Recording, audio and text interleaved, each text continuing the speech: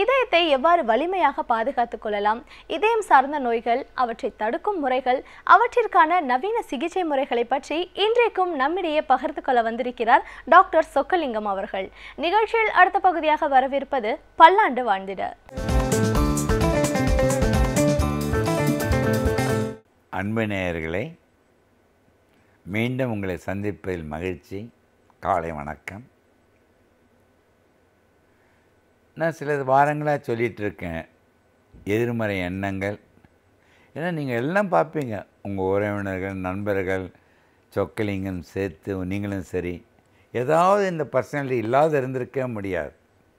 மனிதனாக பிறந்தால் எதிர்மறை எண்ணங்கள் இல்லாத மனிதர்கள் உலகத்தில் இருக்கவே முடியாது.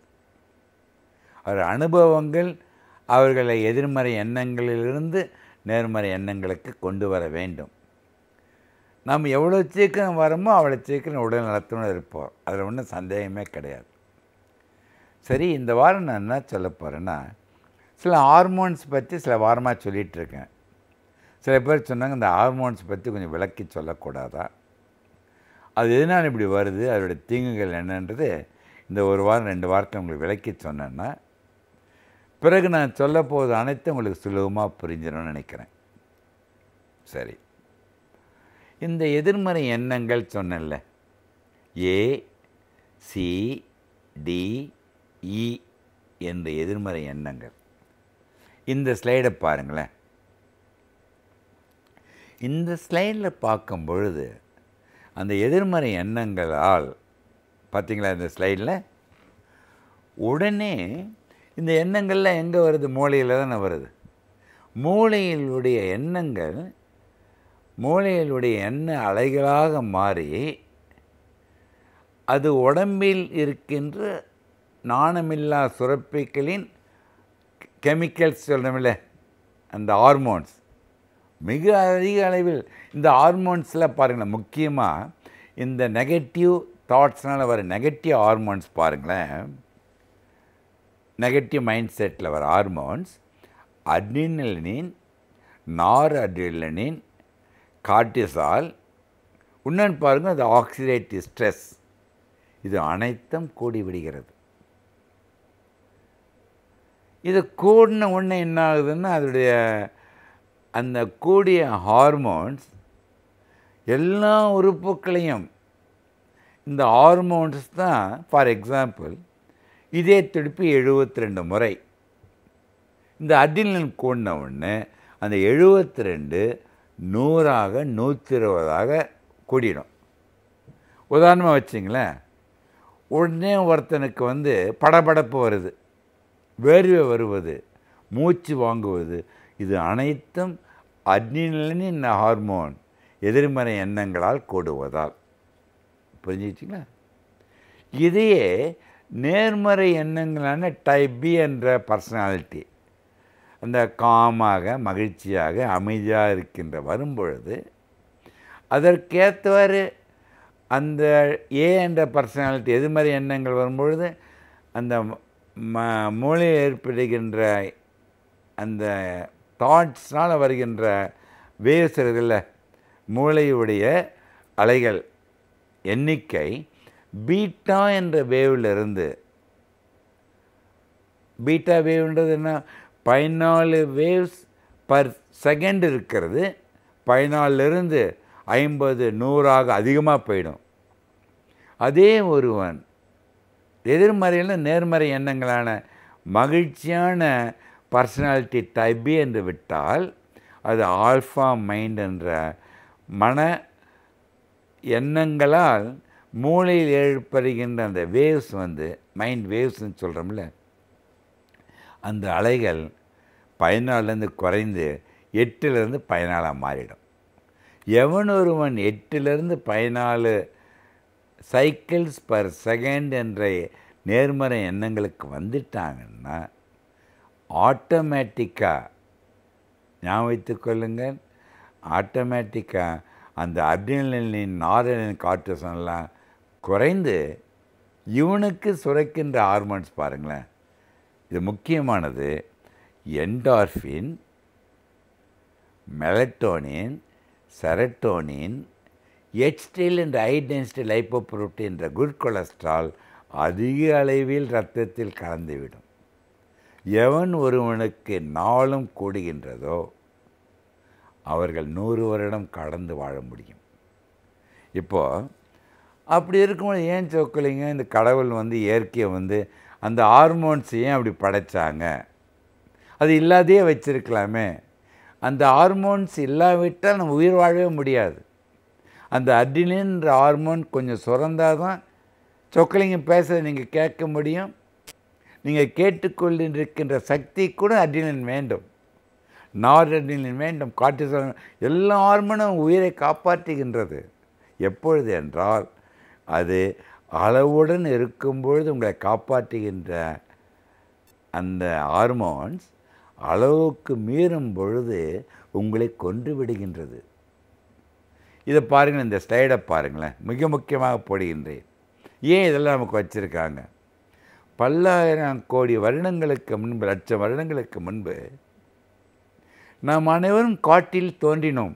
அப்போ வீடோ நகரங்களோ எதுவுமே கிடையாது. காட்டில் வாழ்ந்த மனிதர், இந்த ஸ்லைடை பாருங்கள், அவனிடம் 3 இருந்தால் தான் அவன் தன்னை காப்பாற்றிக்கொள்ள முடியும். ஒரு மிருகத்தை பார்க்குறான், அந்த மிருகத்தை பார்த்தோன்னு அவனை பயமுறுத்த தோணும். தன் சக்தியை வைத்து அவனை சண்டை போட முடியும். அப்படி இல்லை, தன்னை விட அதிலிருந்து தப்பித்துக்கொள்ள ஓட வேண்டும். அதுதான் ஃப்ரைட், ஃபைட், ஃப்ளைட். பயமுறுத்துவது, சண்டை போட்டு வெல்லுவது, அதிலிருந்து தப்பித்துக்கொள்ள ஓடுவது. இது 3க்கும் தான் அந்த ஹார்மோன் கண்டுபிடிக்கப்பட்டது. கண்டுபிடித்து நம் ஜெனட்டிக்காக 6 அறிவு படைத்த மனிதனுக்கு அது கிடைத்த ஒரு வரம். ஆனால் அந்த மனிதன் இப்பொழுது நகரத்தில் வீட்டில் வாழ்ந்து கொண்டு இருக்கும் பொழுது சண்டை போட்டுக்கொண்டு, ஒருவருடன் ஒரு போட்டி போட்டுக்கொண்டு, எதையோ அடைய வேண்டும் என்று ஓடிக்கொண்டு, ஒருத்தர் பயமுறுத்தி கொண்டு, அது வீட்டில் வாழ்கின்ற உறவினர்களுக்கு கூட இது இருப்பதால் தான் இது 10 மடங்கு கூடி இப்போ காட்டில் யாராவது வாழ்ந்துட்டுருக்கோம். சிங்கம் புலிகிட்ட காப்பாற்றி கொள்வதற்கு வாழ்கின்றோம். விஞ்ஞான வளர்ச்சியில் அனைத்தும் அடைந்த மனிதன் அந்த நம் மிருகத்தன்மை ஒன்று உள்ள சொன்னல, குரங்கிலிருந்து வந்ததால் சில குணங்கள் உண்டு, அது உண்ண வைத்து கொண்டிருக்கின்றோம். மிருகத்தன்மையிலிருந்து மனிதத்தன்மையாக மாற்றுவதற்கு அவன் சக்தி அவன் தியானத்தினால் தன்னை அறிவதால் தான். அதை உணர்ந்துட்டான்னா டைப் பி பர்சனாலிட்டி. ஏன் இந்த கருத்தை சொல்லுகின்றேன்?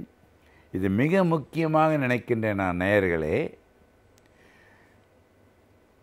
லட்சக்கணக்கான வருடங்களுக்கு முன்பு காட்டில் வாழ்ந்த மனிதன் காட்டில் வாழ்வதற்கு, உணவை தேடுவதற்கு, தன்னை காப்பாற்றிக் கொள்வதற்கு உண்டான இந்த ஹார்மோன் வீட்டிலே வாழ்கின்ற அதிக வசதிகள் பெற்ற மனிதன் கூட சதா சண்டை போட்டுக்கொண்டு, பயமுறுத்தி கொண்டு, எதையோ அடைய வேண்டும் என்று ஓடிக்கொண்டு, மன அழுத்தத்தினால் திருப்தி இல்லாமல் முகமூடி அணிந்து கொண்டு வாழ்வதால் தான் இந்த ஹார்மோன்ஸ், எதை நம்ம காப்பாற்றுவதற்காக உண்டு பண்ண ஹார்மோன்ஸ் நம்மளை அழிப்பதற்கு நாம் பயன்படுத்தி கொள்கின்றோம். அதான் நான் சொல்லுகின்றேன் நேயர்களே, அன்பு நேயர்களே, மனம் என்பது தான் பார்க்கவும் முடியாத, தொடவும் முடியாத மனம்தான் இந்த உடலையும் உயிரையும் காப்பாற்றுகின்றது. மறுபடியும் சொல்ல வருகின்றேன், உடல் உயிர் இரண்டும் பிரிந்து வாழ முடியாது. உடலின்றி உயிரும், உயிரின்றி உடலும் வாழ முடியாது. இந்த உயிர் உடலில்தான் வாழ முடியும். அந்த உடலையும் உயிரையும் தாங்கி பிடிப்பது மிக சக்தி வாய்ந்த நம் பார்க்க முடியாத மனம். அந்த தாங்கி பிடிக்கின்ற மனதை தாங்கும் கருவியாக வைத்து கொள்ள வேண்டுமென்றால் நீங்கள் டைப் பி என்ற பர்சனாலிட்டி அமைதியுடன் தன்னை அறிந்த நிலையில் நாம் என்டார்ஃபின், மெலட்டோனின் போன்ற ஹார்மோன்களை சுரந்து வைத்து கொண்டால் அந்த மனம் உங்களை தாங்கும் கருவியாக மாறும்.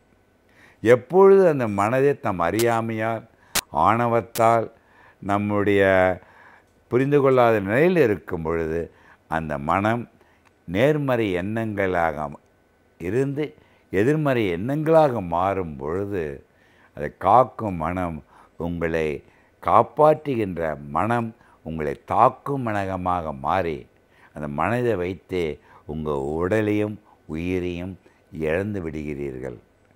அதிலிருந்து காப்பாற்றிக் கொள்வதற்காகத்தான் தொடர்ந்து சொக்கலிங்கம் பேசிக்கொண்டிருக்கின்றேன். சமூகத்தில் நடக்கும் நல்ல நிகழ்வுகளில் நம்முடைய பங்களிப்பு என்னவாக இருக்கிறதோ அதே போன்று தீய நிகழ்வுகளை தட்டி கேட்பதிலும் நம்முடைய பங்களிப்பு இருக்க வேண்டும் என்கிறார் மனுஷபுத்திரன் அவர்கள். நிகழ்ச்சியில் அடுத்த பகுதியாக வரவிருப்பது தீதும் நன்றும்.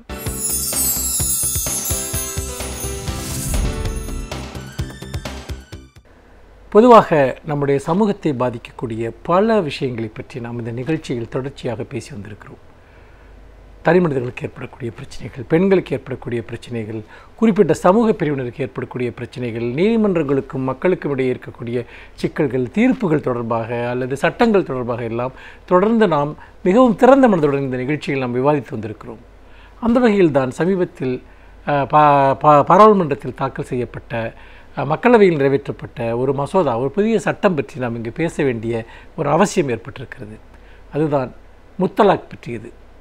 அதாவது இஸ்லாமியர்களில் ஒரு பிரிவினர் இந்த முத்தலாக் என்கிற முறையை, அதாவது 3 முறை தலாக் தலாக் என்று ஒரு பெண்ணை பார்த்து சொல்வதன் மூலமாக அவர்கள் அந்த மனவிலக்கு உடனடியாக நிகழ்ந்துவிடும். இன்னும் சொல்லப்போனால் வாட்ஸ்அப்பில் அதை அனுப்பினால் கூட, எஸ்எம்எஸ்ஸில் அனுப்பினால் கூட அந்த தலாக் என்பது நிகழ்ந்துவிடும் என்கிற ஒரு குற்றச்சாட்டின் அடிப்படையில் அல்லது அப்படி ஒரு சிலரிடம் இருக்கக்கூடிய பழக்கத்தின் அடிப்படையில் மத்திய அரசு ஒரு கடுமையான சட்டத்தை இப்பொழுது கொண்டு வந்திருக்கிறது. கடந்த செப்டம்பர் மாதம் உச்சநீதிமன்றம் ஒரு தீர்ப்பை வழங்கியது. அதாவது இந்த முத்தலாக் முறை என்பது சட்டப்படி செல்லாது, அது அடிப்படையில் அரசியல் சாசனத்திற்கு புறம்பானது என்கிற விஷயத்தை உச்சநீதிமன்றம் சுட்டிக்காட்டியது. காரணம் என்னவென்றால், ஒரு இஸ்லாமிய பெண்கள் அமைப்பு தொடுத்த ஒரு பொதுநல வழங்கிய தீர்ப்பில் தான் அவ்வாறு சுட்டிக்காட்டப்பட்டது. அப்படி முத்தலாக் முறை என்பது அரசியல் சாசனத்திற்கு முறையாக, அதாவது உடனடியாக ஒட்டுமொத்தமாக 3 முறை தலாக் சொல்லக்கூடிய இந்த முறைமையை ஏற்க இயலாது என்று உச்சநீதிமன்றம் பெண்களுடைய உரிமை சார்ந்த கண்ணோட்டத்தில் அந்த வாதத்தை முன்வைத்தது. இந்த இடத்தில் தான் நாம் இந்த முத்தலாக் முறை பற்றியும் இது எப்படி பின்பற்றப்படுகிறது என்பதை பற்றியும், நாம் இதற்கு மாற்றாக மத்திய அரசு கொண்டு வந்திருக்கக்கூடிய இந்த சட்டம் நியாயமானதுதானா என்பதை பற்றியும் நாம் பேச வேண்டியவர்களாக இருக்கிறோம். முதல் விஷயம் என்பது 3 முறை உடனடியாக தலாக் என்று சொல்லக்கூடிய இந்த விவாகரத்து முறைமையை பெரும்பாலான இஸ்லாமிய அறிஞர்கள் ஏற்பது கிடையாது. இது அடிப்படையில் குர்ஆனில் அப்படிப்பட்ட ஒரு விஷயம் இல்லை என்பதை சுட்டிக்காட்டுகிறார்கள். ஒவ்வொரு தலாக்கிற்கும் 1 மாத இடைவெளி இருக்க வேண்டும் என்பது போன்ற விஷயங்கள் எல்லாம் சுட்டிக்காட்டப்படுகின்றன. ஆகவே இது உண்மையில் ஆன்டி கான்ஸ்டியூஷனல் என்பதை விட ஆன்டி இஸ்லாம் அப்படிப்பட்ட ஒரு நடைமுறை இல்லை. உலகத்தில் பல இஸ்லாமிய நாடுகளில் கூட அப்படிப்பட்ட முறை கிடையாது. இது ஒரு இஸ்லாத்தில் இருக்கக்கூடிய ஒரு பிரிவினர் இப்படிப்பட்ட நம்பிக்கை கொண்டிருக்கிறார்கள் என்பதுதான் உண்மை. இதை தொடர்ந்து பல இஸ்லாமிய அறிஞர்கள் சுட்டிக்காட்டுகிறார்கள். அப்படி இருக்கிற போது இப்படி பின்பற்றக்கூடியவர்களிடம் நாம் பேசி இதை நாம் நடைமுறையில் இதை ஏற்க இயலாது, அத்தகைய கொடுக்கப்படுகிற அந்த விவாகரத்து என்பது செல்லாது என்பதை நாம் ஒரு சட்ட ரீதியாகவே வரையறுக்க முடியும். உச்சநீதிமன்றம் அப்படி உடனடியாக சொல்லக்கூடிய அந்த தலாக் முறையைத்தான் அது கண்டிக்கிறது, அதை ஏற்க இயலாது என்று சொல்கிறது. ஆனால் மத்திய அரசு இப்பொழுது கொண்டு வரக்கூடிய இந்த விஷயம் என்பது பொதுவாக இந்த தலாக் சொல்லக்கூடிய உரிமை இன்னொன்றையும் கவனிக்க வேண்டும். அது இஸ்லாமிய ஆண்களுக்கு மட்டுமல்ல, இஸ்லாமிய பெண்களுக்கும் அது இருக்கிறது, அந்த மதத்தில் அது வழங்கப்பட்டிருக்கிறது என்பதை நீங்கள் கவனிக்க வேண்டும். அது அப்படி இருக்கிற போது இந்த விஷயத்தில் ஒரு இன்றைக்கு ஆண்கள், அதாவது அப்படி தலாக் சொல்லக்கூடிய ஆண்களுக்கு அப்படி சொல்லிவிட்டால், அல்லது அவர்கள் அப்படி சொல்லதாக சொல்லி யாராவது புகார் கொடுத்தால் உடனடியாக அவர்கள் கைது செய்யப்பட்டு, அதாவது பெயிலில் வர முடியாத, ஜாமீனில் வர முடியாத கடும் குற்ற வழக்காக அது கருதப்பட்டு, கிரிமினல் அஃபென்ஸாக அது கருதப்பட்டு அவர்கள் சிறையில் அடைக்கப்படுவார்கள் என்பதுதான் அது. இந்த சட்ட விதி என்பது அடிப்படையிலேயே மிக மிக அபத்தமான ஒன்று என்பதை நாம் பார்க்க வேண்டும். ஏனென்று கேட்டால், ஒரு கோபத்திலோ அல்லது வேறு விதமான ஒரு மன நெருக்கடியிலோ ஒருவர் சொல்லிவிட்டால் பிறகு அவர்கள் சேர்ந்து வாழ்வதற்கான வாய்ப்புகள் இருக்குது. அதனால் தான் அந்த 1 மாத இடைவெளி ஒவ்வொரு தலாக்கிற்கும் இடையே இருக்க வேண்டும் என்பதை இஸ்லாம் வரையறுக்கிறது. அப்படி பார்க்கிற போது இந்த விஷயத்தில் இப்படி யாராவது உணர்ச்சி வசப்பட்டு சொல்லிவிட்டால் அவர்களை 3 வருடங்கள் சிறைக்கு அனுப்புவது, ஜாமீனில் கூட அவர்கள் வெளியே வர முடியாது என்றால், உண்மையில் அந்த பாதிக்கப்படக்கூடிய பெண்ணிற்கு என்ன நிவாரணம் இருக்கிறது? அந்த நபர் சிறைக்கு சென்று விட்டால் என்ன நிவாரணத்தை அந்த நபரிடமிருந்து அந்த பெண்ணுக்கு பெற்றுத்தர முடியும்? இன்னொன்று, இந்த 1 மாத இடைவெளி காலத்தில் அவர்கள் மீண்டும் சேர்ந்து வாழ்வதற்கு அல்லது கவுன்சிலிங்கிற்கு எல்லாம் இடம் இருக்கிறது. இப்படிப்பட்ட ஒரு சூழல் இருக்கிற போது உடனடியாக அவர்களை சிறைக்கு அனுப்பிவிட வேண்டும் என்பது அடிப்படையிலேயே ஒரு நியாயமற்ற ஒரு விஷயம் என்பதை நாம் பார்க்க வேண்டும். இது உண்மையிலேயே அந்த ஆண்களைப் போலவே அந்த பெண்களையும் கடுமையாக பாதிக்கக்கூடிய ஒன்று. நம்முடைய குடும்ப அமைப்பினுடைய அடிப்படைகளை எதையுமே புரிந்து கொள்ளாமல் இந்த சட்டத்தை இன்றைக்கு மத்திய அரசு ஏற்றி இருக்கிறது. நிச்சயமாக இது மக்களவையில் அவர்கள் இருக்கக்கூடிய மிருகபலத்தை பயன்படுத்தி கொண்டு இதை சுலபமாக நிறைவேற்றி விட்டார்கள். ஆனால் மாநிலங்களவையில் அவர்கள் அப்படி இதை செய்ய முடியுமா என்பது ஒரு கேள்விக்குறி. கடும் சர்ச்சைகளை இது ஏற்படுத்தும். குறிப்பாக இந்த 3 வருட சிறை தண்டனை என்கிற விஷயம் கடுமையான ஒரு எதிர்ப்பையும் கண்டனத்தையும் அது பெற்று வருகிறது. இன்னொன்று, எந்த ஒரு இஸ்லாமிய அமைப்போடும் அல்லது இஸ்லாமிய சட்டங்களை பற்றி பேசக்கூடிய அமைப்போடும் ஒரு சம்பிரதாயத்திற்கு கூட மத்திய அரசு எந்த பேச்சுவார்த்தையும் இதில் நடத்தவில்லை. அவர்கள் கருத்துக்களை கேட்கவில்லை. சரி, இஸ்லாமிய அமைப்புகளை கேட்கவில்லை. இங்கே இருக்கக்கூடிய எவ்வளவோ பெண்கள் அமைப்புகள் இருக்கிறார்கள், சிவில் சமூக அமைப்புகள் இருக்கிறார்கள். அவர்களிடமும் எந்த கருத்தையும் அவர்கள் கேட்கவில்லை. அப்படி தன்னிச்சையான ஒரு முடிவை மத்திய அரசு ஏற்கிறது. உச்சநீதிமன்றம் 3 வருடம் சிறை தண்டனை கொடுக்க வேண்டும் என்றெல்லாம் எந்த பரிந்துரையும் செய்யவில்லை. ஆனால் இவர்களுடைய ஆவேசம், இந்த இடத்தில் தான் நான் ஒன்றை திரும்ப திரும்ப சுட்டிக்காட்ட விரும்புகிறேன். அது என்னவென்றால், இன்றைக்கு இந்தியாவில் மேரிட்டல் ரேப், அதாவது பாலியல் குற்றங்கள், திருமண உறவுக்குள் நடக்கக்கூடிய பாலியல் குற்றங்கள், அதற்கு எதிரான சட்டம் இயற்ற வேண்டும் என்ற கோரிக்கையை முன்வைத்தால் அது இந்திய பண்பாட்டிற்கு எதிரானது, நம்முடைய குடும்ப அமைப்பிற்கு எதிரானது என்று பேசக்கூடிய பேச்சு இருக்கிறது. அதற்கு மத்திய அரசு தயாராக இல்லை. அதே போல் சாதி ரீதியாக நடக்கக்கூடிய ஆணவ கொலைகள், ஏராளமான பெண்கள் கொல்லப்படுகிறார்கள் சாதி பஞ்சாயத்துகளின் மூலமாக, உயர் சாதி வெறியின் மூலமாக. அவர்களை தண்டிக்க ஒரு ஆணவ கொலை தடுப்புச் சட்டம் கொண்டு வர வேண்டும் என்று சொன்னால் அதை செய்வதற்கு மத்திய அரசு தயாராக இல்லை. அதே போல் கிராம பஞ்சாயத்துகள், நிறைய ஜாதி பஞ்சாயத்துகள் என்பது இன்றைக்கு பெண்களுக்கு எதிரான நிறைய தீர்ப்புகளை கொடுக்கிறது, தண்டனைகளை கொடுக்கிறது. அதை இவர்களால் தடை செய்ய முடியுமா? அவர்களை இவர்களால் தண்டிக்க முடியுமா என்றால் அதுவுமே இல்லை. இப்படி வாக்குகளுக்காக இதையெல்லாம் அவர்கள் வைத்துக் கொள்வார்கள். ஆனால் இஸ்லாமியர்களிடையே நீங்கள் பார்த்தீர்கள் என்றால் அவருடைய மக்கள் தொகையின் அடிப்படையில் 0.5%, அதாவது 0.5% அளவுதான் விவாகரத்துகள் நடக்கின்றன. இந்துக்களிடம் இதனுடைய சதவீதம் என்பது இதைவிட அதிகம். அப்படி பார்க்கிற போது இந்த விஷயத்தில் அடிப்படையில் மத்திய அரசு ஒரு மிகப்பெரிய தவறை செய்கிறது. இது உண்மையில் இஸ்லாமிய ஆண்களுக்கு மட்டுமல்ல, பொதுவாகவே இஸ்லாமியர்களை பற்றிய ஒரு வெறுப்புணர்வை, இஸ்லாமியர்கள் எல்லாம் காட்டுமிராண்டித்தனமானவர்கள் அல்லது பண்பாடு நாகரிகமற்றவர்கள் என்பது போன்ற ஒரு தோற்றத்தை மத்திய அரசு விரும்புகிறதோ என்று தோன்றுகிறது. அதற்காகத்தான் இந்த தலாக் சொல்லக்கூடியவர்கள் எல்லாம் ஒரு மிகப்பெரிய கொடூரமான மனிதர்களாக சித்தரிக்கக்கூடியதாக இந்த சட்டம் இயற்றப்பட்டிருக்கிறது. இந்த சட்டம் சீர்திருத்தப்பட வேண்டும், பெண்களுடைய உரிமைகள் பாதுகாக்கப்பட வேண்டும், அதே சமயத்தில் கலாச்சார உரிமைகளும் பாதுகாக்கப்பட வேண்டும் என்பதுதான் அனைவருடைய கோரிக்கையாகும். மீண்டும் இன்னும் ஒரு புதிய சிந்தனையோடு உங்களை சந்திக்கிறேன். நன்றி, வணக்கம். ஒரு துறையை பற்றி நாம் முழுமையாக அறிந்து கொள்ள வேண்டும் என்றால் அந்த துறையை சார்ந்த வல்லுநர்கள் அவர்களின் அனுபவங்களை நம்மோடு பகிர்ந்து கொள்ளும் பொழுதுதான் முழுமையான பல தகவல்களை நம்மால் அறிந்து கொள்ள முடிகிறது. அந்த வகையில் இன்றைக்கு நாம் சந்திக்கவிருக்கும் சிறப்பு விருந்தினர் எந்த துறையிலிருந்து வந்து என்ன பயனுள்ள தகவல்களை நம்மிடையே பகிர்ந்து கொள்ள இருக்கிறார் என்பதை கவனிக்கலாம். நிகழ்ச்சியில் அடுத்த பகுதியாக வரவிருப்பது சிறப்பு விருந்தினர்.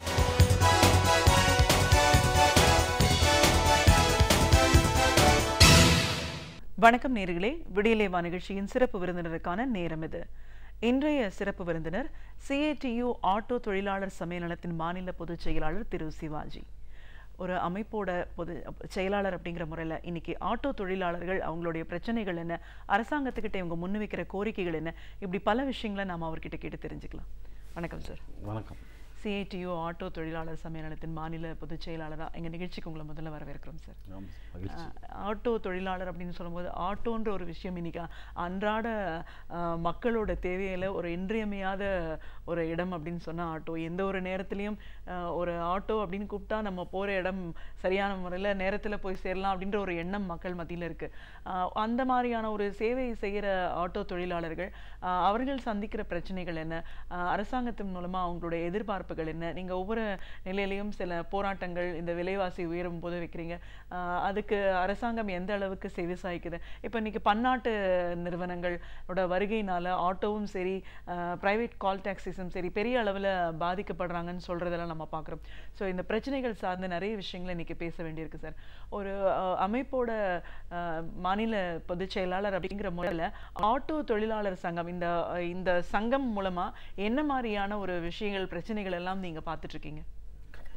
பொதுவாக மேடம், நீங்கள் தமிழ்நாட்டில் ஒரு 2,50,000 ஆட்டோ பர்மிட் என்பது தமிழகம் மற்றும் புதுச்சேரியில் வழங்கப்பட்டிருக்கு.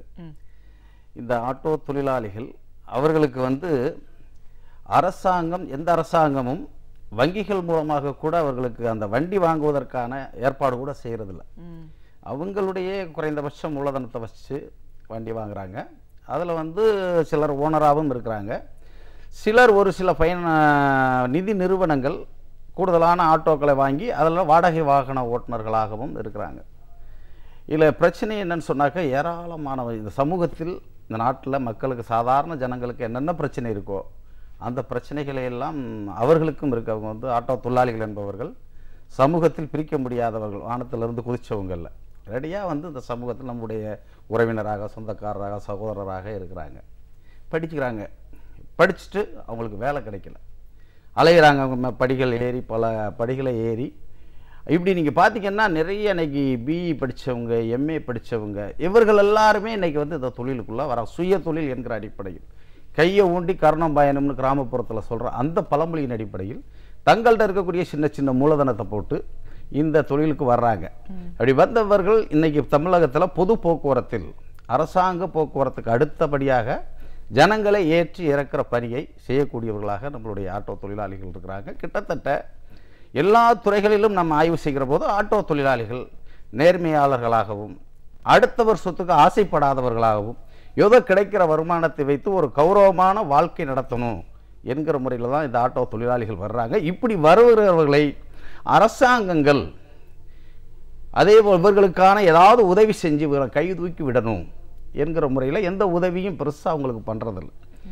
வேலைவாய்ப்பு கிடைக்காதது ஒரு புறம், இன்னொன்று பெரிய பெரிய இப்போ தொழிற்சாலைகள் எல்லாம் இப்போ மூடுறாங்க, பஞ்சாலம் மூடுறாங்க, வேறு சில தொழிற்சாலைகள் மூடுறாங்க. அப்படின்னா அடுத்த வேலைகளுக்கு போகிறதுக்கான அவங்களுக்கு வாய்ப்பு இல்லை என்கிற முறையில் அவங்க தேர்ந்தெடுக்கக்கூடிய ஒரு தொழிலாக இந்த ஆட்டோ தொழில் தான், மோட்டார் தொழில் தான் இருக்குது இன்றைக்கி தமிழகத்தில். அப்போ அப்படிப்பட்ட ஒரு சூழ்நிலையில் இந்த தொழிலாளிகளை ஒரு சட்ட ரீதியான பாதுகாப்பு, இவர்களுக்கு சமூகத்தில் ஒரு பாதுகாப்பு, சட்ட பாதுகாப்பும் சமூக பாதுகாப்பும் எல்லாருக்கும் இருக்கக்கூடியது மாதிரி ஆட்டோ தொழிலாளிகளுக்கு வேண்டும் என்பதற்கான முறையில் தான் நாங்கள் சிஐடி சங்கத்தை பொறுத்த வரைக்கும் இந்த சங்கத்தை வச்சு ஆட்டோ தொழிலாளிகளை திரட்டுறோம். நீங்கள் பார்த்தீங்கன்னா இப்போ ஒரே ஆர்டிஓ ஆஃபீஸில் தான் அரசாங்க போக்குவரத்தில் வேலை பார்க்கக்கூடிய டிரைவரும் லைசன்ஸ் எடுப்பார், அவர் பதிஞ்சு வச்சுருப்பார். அரசாங்க வேலை கிடச்சிச்சு சொன்னால் அரசு டிரைவராக போனால் அவர்களுக்கு சட்ட ரீதியான ஒரு 240 நாள் தொடர்ந்து வேலை பார்த்துட்டு அவங்கள நிரந்தரப்படுத்தணும்.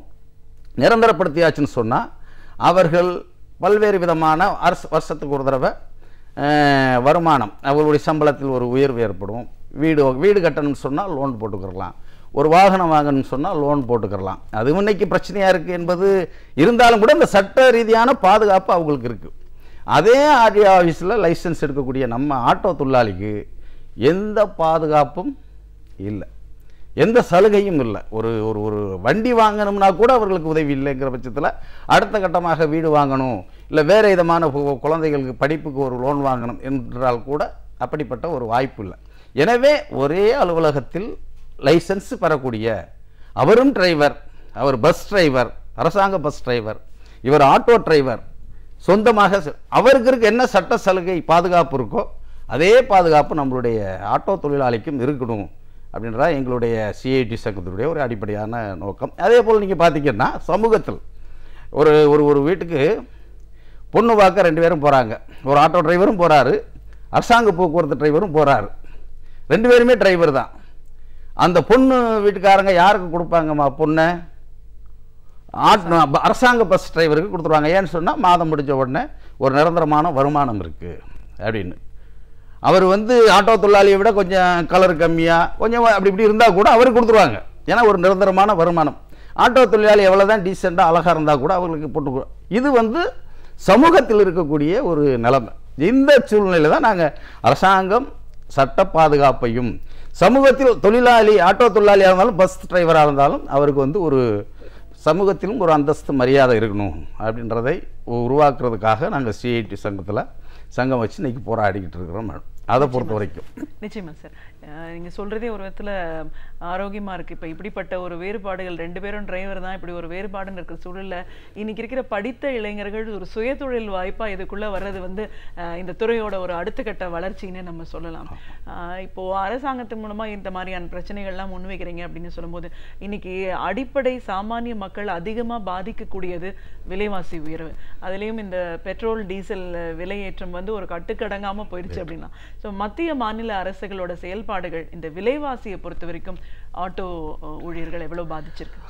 அதாவது இந்த சமூகத்தில் கடுமையான பாதிப்புக்கு உள்ளாக்கப்படக்கூடியவர்களாக ஆட்டோ தொழிலாளிகள் இருக்கிறாங்க. இப்போ எனக்கு ஏற்கனவே ஒரு 6 மாதத்துக்கு ஒரு தடவை டீசல் பெட்ரோல் விலை உயரும், 1 வருஷத்துக்கு ஒரு தடவை டீசல் பெட்ரோல் விலை உயரும். உயர்த்துறது அளவுன்னு பார்த்தீங்கன்னா 10 பைசா, 5 பைசா, 25 பைசா அப்படின்னு தான் உயர்த்துவாங்க. இப்போ சமீபத்தில் இருக்கக்கூடிய மத்திய அரசாங்கம், மோடி அரசாங்கமும் சரி, தமிழ்நாட்டில் இருக்கக்கூடிய எடப்பாடி அரசாங்கமும் சரி, தினசரி அதை தினசரி மார்க்கெட் ஆக்கிட்டாங்க. இப்படி தினசரி மார்க்கெட் ஆக்குனா நீங்கள் கடந்த காலத்தில் 10 பைசா 5 பைசா உயர்த்துகிற போதே தமிழ்நாடு முழுவதும் மோட்டார் தொழிலாளிகளுடைய போராட்டம் வலுவாக எதிர்ப்பை காட்டுவாங்க, இந்த கட்டணத்தை குறைங்க அப்படின்னு சொல்லி. இன்றைக்கி நீங்கள் இந்த ஒரு 6 மாதத்தில் பார்த்தீங்கன்னா டீசல் பெட்ரோல் விலை உயர்வில் 12 ரூபாய் உயர்த்தப்பட்டிருக்கு. இன்றைக்கும் சர்வதேச மார்க்கெட்டில் கடந்த மன்மோகன் சிங் ஆட்சியில் இருக்கிற போது ஒரு பேரல் கச்சா எண்ணெயுடைய விலை $110 இருக்கிற போது கூட இங்கே 60 ரூபாய்க்கு நாங்கள் டீசல் பெட்ரோல் வாங்கி வண்டி ஓட்டினோம். இன்றைக்கி வெறும் $56 தான் இருக்குது மார்க்கெட்டில். கிட்டத்தட்ட பாதிக்கு பாதி குறைக்கலாம். ஆனால் இந்த பலனை விலைவாசி அந்த சர்வதேச மார்க்கெட்டில் கச்சா எண்ணெயுடைய விலை குறைவே அதனுடைய பலன் ஆட்டோ தொழிலாளிக்கோ சாதாரண மக்களுக்கோ போய் சேராமல் அதுக்கு ஒரு வரியை போட்டு ஆட்டோ தொழிலாளிகளிடம் மட்டும் இருந்தல்ல, பொதுமக்கள்கிட்ட இருந்து அவங்க பாக்கெட்லேருந்து எவ்வளவு பணத்தை பறிக்க முடியுமோ, வழிப்பறின்னு சொல்லுவாங்க பாருங்க, அந்த மாதிரி இன்னைக்கு வந்து மத்திய அரசாங்கமும் மாநில அரசாங்கமும் வழிப்பறி மாதிரி பறிச்சுக்கிட்டு இருக்கிறாங்க. அது டீசல் பெட்ரோல் விலை உயர்வு வந்து நீங்கள் பார்த்தீங்கன்னா கடுமையான நெருக்கடி. இப்படி உயர்கிறதுன்னு சொன்னால் நாங்கள் போய் ஆட்டோ தொழிலாளி போய் உயர்கிற அளவுக்கு கட்டணத்தை நாங்கள் உயர்த்தணும்னு வச்சுக்கிறோங்க, நாங்கள் ஆட்டோ ஓட்ட முடியாது. எங்கள் ஆட்டோவை பயன்படுத்துறது யார்? சாதாரண அப்பாவிகள். ரொம்ப வசதி படைத்தவங்களாம் காரு ஃப்ளைட்னு போயிடுறாங்க. சாதாரண நடுத்தர மக்கள், உழைப்பாளிகள், கொஞ்சம் அப்பர் மிடில் கிளாஸ், இவங்க தான் எங்கள் ஆட்டோ தொழிலை பயன்படுத்துகிறோம். நாங்கள் வந்து இன்றைக்கி இப்போ 20 ரூபா 30 ரூபா வாங்கிட்டு ஒரு இடத்துக்கு நாளைக்கு 35 ரூபாய்னு ஏற்றினோம்னா எங்கள் தொழில் பாதிக்கப்படும். இன்னொன்று எங்களை பயன்படுத்துகிறவர்களும் எங்களுக்கு அவங்களோட முகத்தில் முடிச்சு அந்த மாதிரி டீசல் பெட்ரோல் விலை கூடி போச்சுங்க, 5 ரூபா உயர்த்தி இருக்கிறோம் கொடுங்கன்னு எங்களால் கேட்க முடியல, எங்களுடைய மனிதாபிமானம். ஆனால் அரசாங்கம் இதெல்லாம் எதிர்பார்க்க மாட்டேங்குது. நீங்கள் பார்த்தீங்கன்னா 2013 மீட்டர் கட்டணம் அறிவிச்சாங்க. மினிமம் ஒரு 1.8 கிலோமீட்டருக்கு 25 ரூபாய்ன்னு சொல்லி, அது ஒவ்வொரு கிலோமீட்டருக்கும் 12 ரூபாய்ன்னு அறிவிச்சாங்க. இன்றைக்கி வந்து 2013 போய் இன்றைக்கி 2018 ஆயிடுச்சு, 5 வருஷம் ஆச்சு. இந்த காலத்தில் அன்னைக்கு விற்ற விலைவாசி என்ன, இன்றைக்கி விற்கிற விலைவாசி என்ன, இதுவரைக்கும் மீட்டரை எங்களுக்கு மாற்றி கொடுங்க. இன்றைய விலைவாசி உயர்வுக்கு ஏற்ப பஞ்சப்படி எல்லாருக்கும் உயர்ந்துச்சுன்னா, விலைவாசி கொடுச்சுன்னா பஞ்சப்படி உயர்த்துறீங்க, எங்களுக்கு அந்த அடிப்படையில் வீட்டு வாடகைப்படி, குழந்தைகள் படிப்பு செலவு, மருத்துவ செலவு, இதையெல்லாம் கவனத்தில் எடுத்து டீசல் பெட்ரோல் விலை உயர்வு இதையெல்லாம் கவனத்தில் எடுத்துக்கொண்டு மீட்டர் கட்டணத்தை எங்களுக்கு முடிவு செய்யுங்க. நாங்கள் வந்து மீட்டர் போட்டு ஓட்டுறதுக்கு தமிழ்நாட்டில் தயாராக இருக்கிறோம். ஆனால் அரசாங்கம் நீங்கள் செய்ய மாட்டேங்கிறீங்கன்னு நாங்கள் கோரிக்கை வைக்கிறோம். நீங்கள் இப்போ கூட வந்து மத்திய அரசாங்கம் ஜிஎஸ்டின்னு ஒன்று அறிவிச்சாங்க, பொது சேவை வரின்னு சொல்லி. எல்லாத்துக்கும் வந்து ஜிஎஸ்டி நாங்கள் புகுத்துவோம் அப்படின்னு சொல்லிட்டு கடைசி 2 பொருளுக்கு மட்டும் ஜிஎஸ்டிக்கு உள்ளே வராது அப்படின்னு சொல்கிறாங்க. அதில் வந்து இன்னொரு பொருளை பற்றி நம்ம இங்கே விவாதிக்க முடியாது. டீசல் பெட்ரோல் கேஸ் விலை எங்களோடு சம்மந்தப்பட்டிருக்கிறதுனால அது ஜிஎஸ்டிக்குள்ளே இன்றைக்கி வந்து டீசல் பெட்ரோல் விலை உயர்வு வந்ததுன்னு சொன்னால் கிட்டத்தட்ட இன்றைக்கி விற்கிற விலையில் ஒரு 30 ரூபா அளவுக்கு பெட்ரோல் கூட விற்க முடியும், டீசல் ஒரு 27 ரூபாய்க்கு விற்க முடியும். ஆனால் வந்து இது வந்து விற்க மாட்டேங்குது, ஜிஎஸ்டிக்கு நாங்கள் கொண்டு வர மாட்டோம்னு சொல்கிறாங்க. அதனுடைய அடிப்படை என்ன அப்படின்னு சொல்லி சிஐடி நாங்கள் என்ன பார்க்குறோம்னா, இது சாதாரண மக்கள் எப்படி போனாலும் பரவாயில்ல, ஆட்டோ தொழிலாளி எப்படி போனாலும் பரவாயில்ல, பொதுமக்கள் எப்படி பாதித்தாலும் பிரச்சனை இல்லை. எனக்கு சில நண்பர்களாக இருக்கக்கூடிய பெரிய முதலாளிகள், டாடா, பிர்லா, அதானி, அம்பானி, இவர்களெல்லாம் எண்ணெய் நிறுவனங்களுடைய முதலாளிகளாகவும் இருக்கிறாங்க. இவங்க பாதிச்சிடக்கூடாது அப்பாவி. எனவே வந்து அப்பாவி மக்கள் எவ்வளவு விலை ஏற்றினாலும் பிரச்சனை இல்லை. இப்போ ஜிஎஸ்டி விலைக்குள்ள எண்ணெயை கொண்டு வந்தாங்கன்னா, கச்சா எண்ணெயை கொண்டு வந்தால் நிச்சயமாக அவங்களும் பாதிக்கப்படுவாங்க, அவங்களுக்கு வருகிற வருமானம் குறையும் என்பதற்காக ஜிஎஸ்டி டீசல் பெட்ரோல் விலையை கொண்டு வர இருக்கிறாங்க. நாங்கள் கூட ஆட்டோ சங்கத்திலிருந்து கடந்த 19ஆம் தேதி நடந்த போராட்டத்தில் மிக முக்கியமான கோரிக்கையாக டீசல் பெட்ரோல் விலை உயர்வை விலையை ஜிஎஸ்டிக்குள்ளே கொண்டு வரணும்னு சொல்லி நாங்கள் சிஐடியிலேருந்து நாங்கள் தமிழ்நாட்டில் சிஎஸ்டி தேவையில்லை அப்படின்ற பல பொருட்களுக்கு தேவையில்லை என்று நாங்கள் போராடுற சிஐடியு டீசல் பெட்ரோலை ஜிஎஸ்டிக்குள்ளே கொண்டு வாங்க அப்படின்னு சொல்லி நாங்கள் இன்றைக்கி கேட்டுக்கிறோம். இதனுடைய நோக்கம் என்னென்னா, ஏதோ நாங்கள் ஆதாயம் அடைவோம் என்பதற்காக அல்ல, எங்களை நம்பி வரக்கூடிய பொதுமக்கள் அவர்களுக்கு சிரமம் கொடுக்காம நாங்கள் இருப்போம் என்கிற முறையில் தான் நாங்கள் வந்து ஜிஎஸ்டி வேணும், டீசல் பெட்ரோல், அதே மாதிரி எல்லா பொருள்களும் கடுமையாக உயர்ந்து வச்சு, காய்கறியிலிருந்து அரிசி, பருப்பு, உப்பு, புளி, மிளகா, சீரகம், சோம்பு மக்கள் வாங்கி பயன்படுத்த முடியலை. 1 கிலோ ஆட்டுக்கறி வாங்க போனோம்னா 500 ரூபா ஆகுது. ஒரு டாக்டர் அக்ராய்டு அப்படின்னு சொல்லிட்டு அவர் சொல்கிறார், ஒரு நாள் உழைப்பை செலுத்திட்டு மாலையில் அவருக்கு எவ்வளவு கலோரி வெளியாகுதுன்னு சொன்னாக்கா 1800 கலோரி அவருடைய உடலில் இருந்து வெளியேறுகிறது. அப்படி அந்த 1800 கலோரியை மீண்டும் பெறணும்னு சொன்னால் எவ்வளவு பால் சாப்பிடணும், எவ்வளவு மீன் சாப்பிடணும், எவ்வளவு கறி சாப்பிடணும், எவ்வளவு பருப்பு சாப்பிடணும் அப்படின்னு ஒரு கணக்கு போட்டு வச்சிருக்கிறார். அந்த கணக்கின் அடிப்படையில் இன்றைக்கி பார்த்தீங்கன்னு சொன்னால் ஒரு மாதத்திற்கு ஒரு சாதாரண குடும்பத்திற்கு குறைந்தபட்சம் 26,000 ரூபாய் இன்றைக்கி இருந்தால் தான் வாழ்க்கை நடத்த முடியும். சாதாரணமான வாழ்க்கை, இது வந்து பெரிய வசதியான வாழ்க்கை இல்லை, சாதாரண வாழ்க்கை வாழ்வதற்கு. ஆனால் இன்றைக்கி அவ்வளவு வருமானம் ஆட்டோ தொழிலாளிக்கு இல்லை. நாங்கள் சிஐடி கூட 26,000 கூட வேணாங்க, ஒரு 18,000 ரூபாய் உத்தரவாதப்படுத்த சட்டமாக்கு அப்படின்னு தமிழ்நாட்டில் கேட்டிருக்கிறோம். பக்கத்தில் இருக்கக்கூடிய கேரள அரசாங்கம், ஒரு இடதுசாரி அரசாங்கம், தினசரி குறைந்தபட்ச கூலி 600 ரூபாய், மாதம் 18,000 ரூபாய்னு அறிவிச்சிருக்கிறாங்க. அந்த மாதிரி எல்லா தொழிலாளிகளுக்கும் நீங்கள் அறிவிங்க அப்படின்னு நாங்கள் இங்கே சிஐடி போராடிக்கிட்டு இருக்கிறோம். அதை செய்வதற்கு மத்திய மாநில அரசுகள் எந்த வகையிலும் உதவி செய்ய மாட்டேங்கிறாங்க, என்னென்ன கேட்க மாட்டேங்கிறாங்க, கூப்பிட்டு கேட்க மாட்டேங்கிறாங்க. நாங்கள் மீட்டர் கட்டணம் குறித்து டீசல் பெட்ரோல் ஜிஎஸ்டிகளை கொண்டு வாங்கன்னு சொல்லி தொடர்ந்து நாங்கள் வந்து கோரிக்கை வச்சு வெளியில் எவ்வளவு தான் போராட்டம் நடத்தினாலும் அதை பற்றி அவர்கள் அக்கறை கொள்ளாதவர்களாகத்தான் மத்திய மாநில ஆட்சியாளர்கள் இன்னைக்கு இருக்கிறாங்க என்பது தான் யதார்த்தமான உண்மையாக இருக்குது. இந்த பன்னாட்டு நிறுவனங்கள்னு வரும்போது இந்த கால் டாக்ஸியும் ஆட்டோவும் அதிக அளவில் பாதிக்கப்படுது அப்படின்னு சொல்கிறாங்க. ஒரு ஆட்டோ தொழிலாளராக இந்த பாதிப்பை எவ்வளோ தூரம் தீவிரமாக நீங்கள் பார்க்குறீங்க? அதாவதுங்க, இன்றைக்கி மத்திய அரசாங்கத்தினுடைய நடவடிக்கையை பொறுத்த வரைக்கும் எல்லாத்தையும் வந்து கார்ப்பரேட் மயமாக்குறது என்கிற முறையில் போயிட்டுருக்குறாங்க. இதுக்கு தடையாக என்னென்ன வகையான சட்டங்கள் இருக்கிறதோ அத்தனை சட்டங்களையும் மாற்றி கார்ப்பரேட் பெரிய வசதி படைத்தவர்களுக்கான அவர்கள் மட்டுமே வாழ வேண்டும் என்கிற முறையிலான சட்டங்களையே மாற்ற ஏற்பாடு என்பது ஒன்று இருக்குது. இதுதான் 2014 சாலை போக்குவரத்து மற்றும் பாதுகாப்பு சட்டம் 2014 அப்படின்னு சொல்லிட்டு ஒரு விதியை உருவாக்குனாங்க, சட்டத்தை. அது பாருங்கள், நான் ஆட்டோ ஓட்டுறவன், கால் டாக்ஸி, ஸ்டாக் டாக்ஸி, காரு, வேன் ஓட்டுறவங்கெல்லாம் பெரிய, நான் ஏற்கனவே சொன்னது மாதிரி கொஞ்சம் பேர் படித்தவங்க இருக்கிறாங்க. தினசரி வந்து கம்ப்யூட்டர், இந்த மாதிரி லேப்டாப், இந்த மாதிரி ஆன்லைனில் பார்க்கக்கூடியவங்க கொஞ்சம் பேர் தான் இருக்கிறாங்க. அந்த வந்து அந்த அறிவித்த நோட்டீஸே எதில் போடுறாங்கன்னு சொன்னாக்கா இமெயிலில் மெயிலில் போட்டு விட்டுறாங்க, கருத்து சொல்லுங்கன்னு. யாருக்கும் தெரியாது. எங்கள் சங்கம் சிஐடி சங்கம், அகில இந்திய சாலை போக்குவரத்து சங்கம், இந்த சங்கங்கள் தான் பார்த்து நாங்கள் அதை எதிர்த்து ஒரு பெரிய கேம்பெயின் நடத்தினோம். 2014, 2015, அதே மாதிரி 2016 அனைத்து தொழிற்சங்கங்களை இணைத்து செப்டம்பர் 2 வேலை நிறுத்தங்களில் பெரிய போராட்டங்கள் நடத்தினோம். அதே மாதிரி வந்து 2015 ஏப்ரல் 30 மோட்டார் தொழிலாளிகளை உள்ளடக்கிய சங்கங்கள் மட்டும் ஒரு மிகப்பெரிய போராட்டங்களெல்லாம் நடத்தினோம். இது எல்லாமே வந்து அந்த சாலை போக்குவரத்து மற்றும் பாதுகாப்பு சட்டம் அது சொல்லப்பட்டது என்னன்னு சொன்னால் நிறைய ஆக்சிடென்ட் நடக்குது, எனவே இதை முறைப்படுத்துவதற்காகத்தான் இந்த சட்டத்தை கொண்டு வர்றோம்னு சொல்லி முன்னுரையில் எழுதி வச்சுட்டு உள்ளே நீங்கள் போய் படிச்சிங்கன்னு சொன்னால் ஒவ்வொரு அம்சங்களும் கார்ப்பரேட்டுகளுக்காக இந்த வாகனங்களை, அனைத்து வாகனங்களையும் கார்ப்பரேட்டுகள் கையில் ஒப்படைப்பதற்கான திருத்தங்கள் உள்ளே இருக்கு. இப்போ வந்து ஒரு ஆட்டோ தொழிலாளி ஓனராகவும் இருப்பார், டிரைவராகவும் இருப்பார், ஓனர் கம் டிரைவர்னு இருப்பார். இப்படி இருக்கக்கூடிய இந்த இவங்களையெல்லாம் ஒரு ஆட்டோ, 2 ஆட்டோ, 10 ஆட்டோ வச்சுருந்தா நீலாம் ஓனர் இல்லை, நீலாம் சாதாரண தொழிலாளி.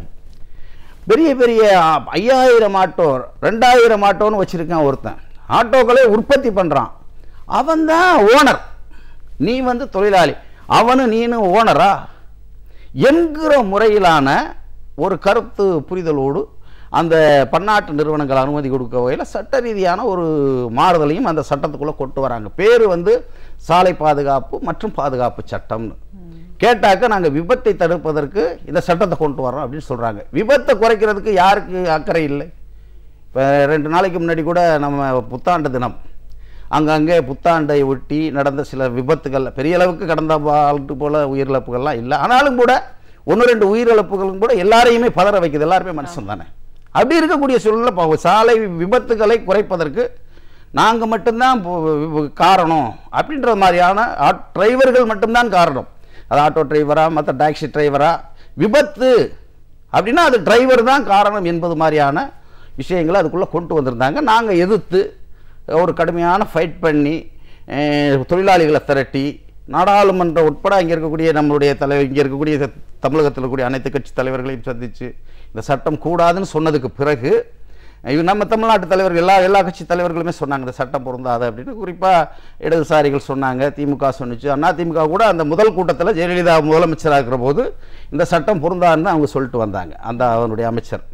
ஆனால் அப்படி வந்து எப்படியும் மோடி இந்த சட்டத்தை பன்னாட்டு நிறுவனங்களுக்கு ஆதரவாக திருத்தரும் என்று சொல்லி அதை மோட்டார் வாகன சட்டம் 1988 இப்போ மாற்றிருக்காரு. அதை சாலை போக்குவரத்து மற்றும் பாதுகாப்பு சட்டம் என்கிற அந்த சட்டத்தை அப்படியே அமலாக்க முடியாது என்று தெரிந்ததற்கு பிறகு அதில் என்னென்னலாம் சொன்னாங்களோ அதை பூரா அப்படியே வந்து நாங்கள் வந்து சட்ட திருத்தத்துக்குள்ளே கொண்டு வந்துடுறோம்னு சொல்லி கொண்டு வந்து வச்சுட்டு இப்போ பன்னாட்டு நிறுவனங்களுக்கு இந்த மோட்டார் தொழிலையே அவர்கள் கையில் ஒப்படைப்பது. இப்போ நீங்கள் மும்பை மாதிரி இடங்களில் இந்த ஊபர் நிறுவனம் ஒரே 50,000 டாக்ஸியை வாங்கி விட்டுருக்கு. 50,000 டாக்ஸியை வாங்கி ஆரம்பத்தில் என்ன செய்கிறாங்கன்னு சொன்னால் கட்டணத்தை ரொம்ப மக்களுக்கு ஏதோ சேவை செய்கிறது மாதிரி குறைச்சி கட்டணம் என்கிற மாதிரியான அறிவித்து அதுக்குள்ளே வந்து அந்த தொழில்களை போகிற போது சாதாரணமாக ஸ்டாண்ட் அமைச்சு தொழிலாளிகளாக இருக்கக்கூடியவங்களை தேடி போக மக்கள் வந்து ஒரு 10 ரூபா குறைஞ்சின்னா அங்கே தான் போகிறதுன்னு விரும்புகிறாங்க. இப்போ நீங்கள் தமிழ்நாட்டிலே நீங்கள் எடுத்துக்கிட்டீங்க, இப்போ சில ஓலா மாதிரி நிறுவனங்கள் 4 கிலோமீட்டர் 29 ரூபாய்ன்னு விளம்பரத்தை போட்டு நீங்கள் பார்த்தீங்கன்னா ஆட்டோன்னு நினச்சா ஜவுளி கடைகளை பொத்துக்கிட்டு வருது, டீ கடைகளை பொத்துக்கிட்டு வருது, ஹோட்டல்களை பொத்துட்டு வந்து நிற்குது. ஆனால் 4 கிலோமீட்டர் 29 ரூபாய்க்கு இல்லை என்பது அதை பயன்படுத்தக்கூடிய மக்கள் சொல்லக்கூடிய உண்மை. 4 கிலோமீட்டர் எப்படி 29 ரூபாய்க்கு போக முடியும்? அரசாங்கமே 1.8 கிலோமீட்டருக்கு 25 ரூபாய்ன்னு கட்டணம் தீர்மானிச்சிருக்கு. அந்த கட்டணத்தையும் குறைஞ்சி இவங்க ஓட்டுறாங்க. எப்படி ஓட்டுறாங்க அப்படின்னா இன்னைக்கு நீங்கள் தமிழ்நாட்டில் இப்படி ஒரு இந்த விளம்பர மாயையில் நம்ம பெரிய அளவுக்கு ஜனங்கள் பாய்க்கக்கூடிய பார்த்து அதில் போகக்கூடிய ஏற்பாடுகள் இருக்குது. நீங்கள் சென்னை மாதிரி இடங்களில் வெள்ளம் புயல் வருகிற போது அந்த நிறுவனங்களுக்கு தொடர்பு கொண்டு வண்டி கேட்டால் வரல, பொதுமக்கள் கடுமையாக பாதித்தாங்க. அப்போ அந்த புயல் மழை இந்த காலங்களில் மக்களுக்கு சேவை செய்ததாக இருந்தது ஆட்டோவும் அரசு போக்குவரத்தும் தான் இருந்தது. ஆக இப்படிப்பட்ட ஒரு சூழ்நிலை தான் இந்த பன்னாட்டு நிறுவனங்கள் அதனுடைய வருகை, அரசாங்கமே சட்ட ரீதியாக அவர்களுக்கு சலுகை காட்டுற ஏற்பாடு, இதெல்லாம் ஒட்டுமொத்தமாக ஆட்டோ உள்ளிட்ட அனைத்து வகையான வாகனங்களுடைய தொழிலாளிகளுடைய வாழ்க்கையிலும் ஒரு மிகப்பெரிய நெருக்கடியை உருவாக்கி இருக்கு என்பதை தான் நாங்கள் சிஐடி பார்க்குறோம். எனவே தான் சிஐடி இதை எதிர்த்து அந்த போராட்டங்கள் கடந்த 19ஆம் தேதி போராட்டத்திலும் பன்னாட்டு நிறுவனங்களை முறைப்படுத்து தட அப்படின்ற மாதிரி கோரிக்கை வச்சோம். இப்போ பேசும்போதே சொல்லியிருக்கீங்க சாமானிய மக்களும் தொழிலாளர்களும் எவ்வளோ தூரம் பாதிக்கப்பட்டிருக்காங்கன்னு. கடந்த ஆண்டு காலங்களில் ஜெயலலிதா அவர்களே எதிர்த்த சில விஷயங்கள் கூட இன்னைக்கு நடைமுறைப்படுத்தக்கூடியதை நம்ம பல நிகழ்வுகளில் பார்க்குறோம். எந்தெல்லாம் கொள்கைகளாக கொண்டு வராங்களோ மத்திய அரசாங்கம் அதை உடனே செயல்படுத்தக்கூடிய ஒரு நிலையில் இன்னைக்கு மாநில அரசாங்கம் இருக்குங்கிறத பார்க்குறோம். 5 ஆண்டு கால ஆட்சிக்கு பிறகு இதன் தொடர்ச்சியாக இப்போ இந்த 2 ஆண்டுகளை பொறுத்த வரைக்கும் சாமானிய மக்களை பாதிக்கக்கூடிய பல விஷயங்களுக்கு அதிமுக அரசு இணக்கமான ஒரு நிலையை கையாண்டிருக்காங்க. இந்த ஒரு சூழல்ல ஆட்டோ தொழிலாளர்கள் பிரச்சனையை பொறுத்த வரைக்கும் மாநில அரசாங்கத்தோட செயல்பாடு எப்படி இருக்கும்னு நினைக்கிறீங்க? இப்போ நம்ம ஏற்கனவே பேசுனது மாதிரி தமிழ்நாடு அரசாங்கம் ஜெயலலிதா அவங்க முதலமைச்சராக இருக்கிற போது தமிழ்நாட்டுக்கு பல திட்டங்களை எதிர்த்தாங்க. நீங்கள் உதய் மின் திட்டம் இங்கே தமிழ்நாட்டை நாங்கள் ஏற்றுக்கிற மாட்டோம், ஜிஎஸ்டி நாங்கள் தமிழ்நாட்டில் ஏற்றுக்கிற மாட்டோம், உணவு பாதுகாப்பு சட்டம் என்கிற பெயரில் ரேஷன் கடையில் கொடுக்கக்கூடிய அந்த அரிசிகளை எல்லாம் மானியத்தை குறைப்பது, அரிசி ஜீனி இந்த மாதிரி பொருள்கள்லாம் மக்களுக்கு இல்லை என்று சொல்வது. எனவே இதையெல்லாம் நாங்கள் ஏற்றுக்க மாட்டோம்னு அவங்க ஜெயலலிதா அவங்க முதலமைச்சராக இருக்கும்போது சொன்னாங்க. ஆனால் அதே அம்மாவின் ஆட்சி நடத்துகிறோம் என்று சொல்லக்கூடிய இன்றைக்கு இருக்கக்கூடிய மரியாதைக்குரிய முதலமைச்சர் எடப்பாடி பழனிசாமியாக இருக்கட்டும், துணை முதலமைச்சர் ஓபிஎஸ்ஸாக இருக்கட்டும், இவர்கள் அம்மாவின் ஆட்சி என்று சொல்லிட்டு ஜெயலலிதா எதையெல்லாம் எதிர்த்தாங்களோ அதை பூரா இன்னைக்கு அமுல்படுத்தக்கூடியவர்களாக மிக வேகமாக அமுல்படுத்தக்கூடியவர்களாக மாறி இருக்கிறாங்க. நீங்கள் குறிப்பாக நீங்கள் எடுத்துக்கிட்டிங்கன்னா ஓட்டுநர் உரிமம் ஒரிஜினல் வைத்திருக்க வேண்டும். அப்படி வச்சிருக்கலன்னு சொன்னாக்க நாங்கள் வாகனங்களை பறிமுதல் பண்ணுவோம். லைசன்ஸ் ஓட்டுநர் உரிமம் ஒரிஜினல் கையில் இல்லைன்னு சொன்னால் வாகனங்களை பறிமுதல் பண்ணுவோம். அதே போல் வந்து அதுக்கான அஃபென்ஸ் நாங்கள் அபராதம் விதிப்போம் அப்படின்னு சொல்கிறதெல்லாம் அந்த மோட்டார் வாகன சட்ட திருத்தத்தில் இருக்கக்கூடிய ஒரு பகுதி.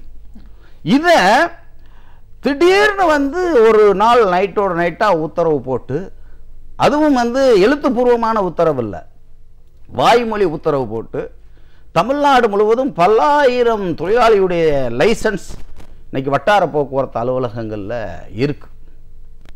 அப்படின்னு சொன்னால் அந்த வட்டார போக்குவரத்து அலுவலகங்களில் அந்த லைசன்ஸ் எல்லாம் இருக்குன்னு சொன்னால் லைசன்ஸ் இல்லாமல் வண்டி எடுக்க முடியாது. அது ஆட்டோவாக இருக்கட்டும், காராக இருக்கட்டும்.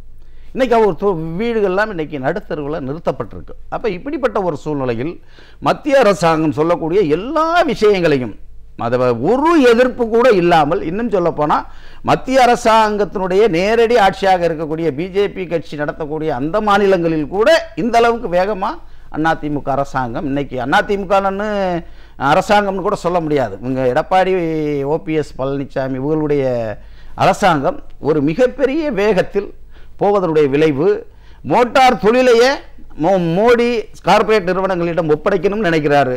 அதை அப்படியே அமுல்படுத்தக்கூடியவர்களாகத்தான் தமிழ்நாட்டில் எடப்பாடி அரசாங்கம் இருக்குது. இதனுடைய விளைவு தான் டெல்லி உயர்நீதிமன்றம் சொன்னிச்சு, எந்த கட்டணமாக இருந்தாலும் அரசாங்கம் தான் தீர்மானிக்கணும், தனி நபர்கள் தனி நிறுவனங்கள் அதை நிர்ணயிக்க அனுமதிக்கக்கூடாதுன்னு சொன்னிச்சு. ஆனால் இங்கே ஓலா ஊப்பர் மாதிரி சில தனியார் நிறுவனங்கள் அவங்க கட்டணத்தை தீர்மானித்து இன்றைக்கி பன்னாட்டு நிறுவனங்கள் இன்றைக்கி வந்து வண்டி ஓட்டுகிற போது அதை பற்றி எந்த விதமான கண்டுகொள்ளலும் நடவடிக்கையும் இல்லாமல் இன்றைக்கி வந்து போய்கிட்டு இருக்கிற தமிழக அரசாங்கம். இது வந்து ஒட்டுமொத்தமாக ஆட்டோ தொழிலாளிகள் மத்தியில் கடுமையான எதிர்ப்பையும் அதிருப்தியும் தான் இன்றைக்கி உருவாக்கியிருக்கு. இதை எதிர்த்து தான் நாங்கள் பன்னாட்டு நிறுவனங்களுடைய இந்த நுழைவது, அவர்களுக்கு ஏராளமான சலுகைகள் நீங்கள் கொடுக்குறீங்க, என்கிற மாதிரி இந்த மண்ணில் பிறந்து தமிழ்நாட்டில் பிறந்து எங்களுக்கு படிச்சுட்டு வேலை கிடைக்கல, நாங்கள் வேலை பார்த்த இடத்துல கதவை மூடிட்டீங்க, எனவே என்ன எங்கள் குடும்பம் நடத்தணும்னு சொல்லி நாங்கள் வந்திருக்கிறோம், எங்களுக்கு ஏதாவது உதவி செய்கிற முறையில் எங்களுக்கு நடவடிக்கை எடுங்க, பன்னாட்டு நிறுவனங்களுக்கு நீங்கள் உதவி செய்கிறீங்களே அப்படின்ற முறையில் தான் நம்ம போராடி இருக்கோம். ஆட்டோ தொழிலாளிக்கு என்று சொல்லி இந்த 2.5 வருஷத்தில் எந்த விதமான ஒரு துரும்பை கூட இந்த அரசாங்கம் எடுத்து போடலை என்பது தான் நாங்கள் வந்து சிஐடியு ஆட்டோ சங்கம் சார்பாக நாங்கள் இந்த அரசாங்கத்தின் மீது சொல்லக்கூடிய குற்றச்சாட்டு என்பதை நான் தெரிவிச்சுக்கிறேன். சிஐடியு ஆட்டோ தொழிலாளர் சம்மேளனத்தின் மாநில பொதுச் செயலாளராக இன்னைக்கு ஆட்டோ தொழிலாளர்கள் அன்றாடம் சந்திக்கிற பிரச்சனைகள் என்ன, ஒவ்வொரு நிலையிலையும் அரசாங்கத்துக்கிட்ட அவங்க கோரிக்கைகள்னு வைக்கும்போது அதுக்கு ஒரு அணுகுமுறை இணக்கமான ஒரு சூழலை கூட ஏற்படுத்தாத ஒரு நிலையில் இன்னைக்கு அரசாங்கம் எப்படி செயல்பட்டு இருக்கு, விலைவாசி உயர்வு எவ்வளோ தூரம் பெரிய அளவில் பாதிச்சிருக்கு, பெட்ரோல் டீசல் விலை ஏற்றம் மத்திய அரசாங்கத்தோட கொள்கை முடிவுகள்னால இன்னைக்கு எவ்வளோ தூரம் ஆட்டோ தொழிலாளர்கள் அவதிப்பட்டு இருக்காங்க, பன்னாட்டு நிறுவனங்களோட வருகை அப்படின்னு பல விஷயங்களை பல பிரச்சனைகளை சம்பவங்களை எங்களோட நீங்க முழுமையா பார்த்ததுக்கு நன்றி. நாம் அறிந்திருக்க வேண்டிய பல அரிய தகவல்களை ஒவ்வொரு நாளும் அழகிய தமிழில் தொகுத்து இனிமையாக வழங்கி கொண்டிருக்கிறார் பேராசிரியர் சுபவீரபாண்டியன் அவர்கள். இன்றைக்கும் நமக்காக சில தகவல்களை கொண்டு வந்திருக்கிறார், அவற்றை கவனிக்கலாம். நிகழ்ச்சியில் அடுத்த பகுதியாக வரவிருப்பது ஒன்றே சொல் நன்றி சொல்.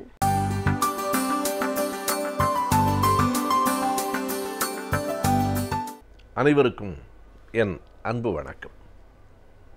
ஒரு நாட்டினுடைய சமூகத்தினுடைய நிலையை அறிந்து கொள்வதற்கு அந்த நாட்டினுடைய இலக்கியங்கள் பெருமளவுக்கு பயன்படும். இந்தியா இன்றைக்கு எப்படி இருக்கிறது, இந்திய மக்களினுடைய மனநிலை, இந்திய அரசியல்வாதிகளினுடைய போக்கு எப்படியெல்லாம் இருக்கிறது என்பதை தெரிந்து கொள்வதற்கு இன்றைக்கு எழுதப்படுகிற சிறுகதைகள் கவிதைகள் எல்லாம் ஒரு காலத்தில் சாட்சியாக நிற்கும். தொடரும் என்று ஒரு சிறுகதை தொகுப்பு வெளிவந்திருக்கிறது. அது 10 ஆண்டுகளுக்கு முன்பே வெளிவந்த நூல்தான். இன்றைக்கும் படிக்கப்படக்கூடிய, இன்றைக்கும் பொருந்துகிற பல கதைகளை அது தன்னுள் அடக்கியிருக்கிறது. காசியபன் மூத்த தமிழ் எழுத்தாளர்களில் ஒருவரான காசியபன் மராத்தியத்தில் வாழ்ந்து கொண்டிருக்கிறவர். அவர் எழுதியிருக்கிற அந்த தொடரும் என்னும் சிறுகதை தொகுப்பை சென்னையில் இருக்கிற NCBH new century book house நிறுவனம் வெளியிட்டிருக்கிறது. அதில் பகவான் என்று ஒரு கதை இருக்கிறது. அந்த பகவான் என்கிற கதை எப்படி ஒரு மதச்சார்பு என்பது ஒரு மதவாதமாக, மத வெறியாக, மத அரசியலாக மாறிக்கொண்டிருக்கிறது என்பதை எடுத்து சொல்லுகிறது. மதச்சார்பு என்பது என் மதம் எனக்கு, உன் மதம் உனக்கு என்று அவரவர் நம்பிக்கையில் அவரவர் வாழ்வது. ஆனால் அடுத்த கட்டமாக மதச்சார்பு என்கிற இடத்திலிருந்து ஒரு மதவாதம், மத வெறி வந்து சேருகிறது. என் மதம்தான் சிறந்தது, என் மதத்தை மட்டும்தான் இந்த நாட்டில் பேச வேண்டும், வேறு மதம் பற்றிய சிந்தனைகளை ஏற்க முடியாது என்று சொல்லுகிற ஒரு சகிப்புத்தன்மையற்ற நிலை நாட்டில் வளர்ந்து கொண்டிருக்கிறது. அதை எடுத்துச் சொல்லுவதுதான் இந்த கதை. ஒரு மிகப்பெரிய வேலையில் இருந்தாலும் ஹதீஷ் சர்மாவுக்கு இசை நிகழ்ச்சிகளில் பங்கேற்று பாடுவதில் ஒரு தனி ஆர்வம். அதற்காக ஒரு இசைக்குழுவையே சர்மா வைத்திருக்கிறான். இளைஞன்தான், மிக அருமையான பாடல் திறன் உடையவன். அவனுடைய குரல் ஜேசுதாஸினுடைய பாட்டுக்கு உள்ள கம்பீரத்தோடு ஒலிக்கிறது. அவன் பாடுகிற போது அரங்கமே அப்படியே அதனை அயர்ந்து போய் கேட்கிறது. அத்தனை திறன் உடையவனினுடைய அந்த பாடல் இசை நிகழ்ச்சியை கேட்பதற்காக இவர்கள் 2 பேரும் பெரியவர்கள், கணவனும் மனைவியுமாக போயிருக்கிறார்கள். குஜராத்துக்கு அருகில் ஐலக்கோன் என்கிற இடத்தில், அது மராத்தியத்தினுடைய எல்லைக்குள் தான் இருக்கிறது, ஆனால் குஜராத்தினுடைய எல்லையை தொட்டு கொண்டிருக்கிறது. அங்கே ஐலக்கோன் என்கிற இடத்திலே ஒரு இசை நிகழ்ச்சிக்கு நீங்கள் வர வேண்டும் என்று சொன்னபோது ஏறத்தாழ 250 கிலோ தொலைவு அவர்கள் காரில் பயணம் செய்து அந்த ஊருக்கு போகிறார்கள். அந்த இசை நிகழ்ச்சியை கேட்கிற போது பொதுவாகவே ஹரிஷ் சர்மா பாடுகிற எந்த ஒரு பாட்டும் ஒரு ஈடுபாட்டோடு பாடப்படுகிற, அங்கே இருக்கிற பார்வையாளர்களை தன்வயப்படுத்தி விடுகிற ஆற்றல் உடையதாக இருக்கும். அப்படித்தான் அன்றைக்கும் அவனுடைய பாடல்கள் இருந்தன. சூர்தாசரினுடைய நான் வெண்ணெய் திருடவில்லை பாட்டை அவன் பாடுகிற போதும், துளசிதாசரின் பாடல்களை பாடுகிற போதும் அவையில் இருந்தவர்கள் திரும்ப பாடுங்கள், திரும்ப பாடுங்கள் என்று கேட்கிற அளவுக்கு அந்த பாடல்கள் இனிமையாக இருந்தன. சில பாடல்களை அவையை வணங்கி மீண்டும் அவன் பாடியிருக்கிறான். இவர்கள் பெரியவர்கள் 2 பேரும் கணவனும் மனைவியுமாக அதனை கேட்டுக்கொண்டிருக்கிறார்கள். ஒவ்வொரு முறையும் அந்த இசை நிகழ்ச்சி முடிஞ்சு திரும்புகிற போது எப்படி இருந்தது என்று இவர்களிடம் கேட்டு இவர்களின் கருத்தை உள்வாங்கிக் கொள்வது அவனுடைய பழக்கம். நன்றாகத்தான் இருந்தது என்கிறார் அந்த அம்மையார்.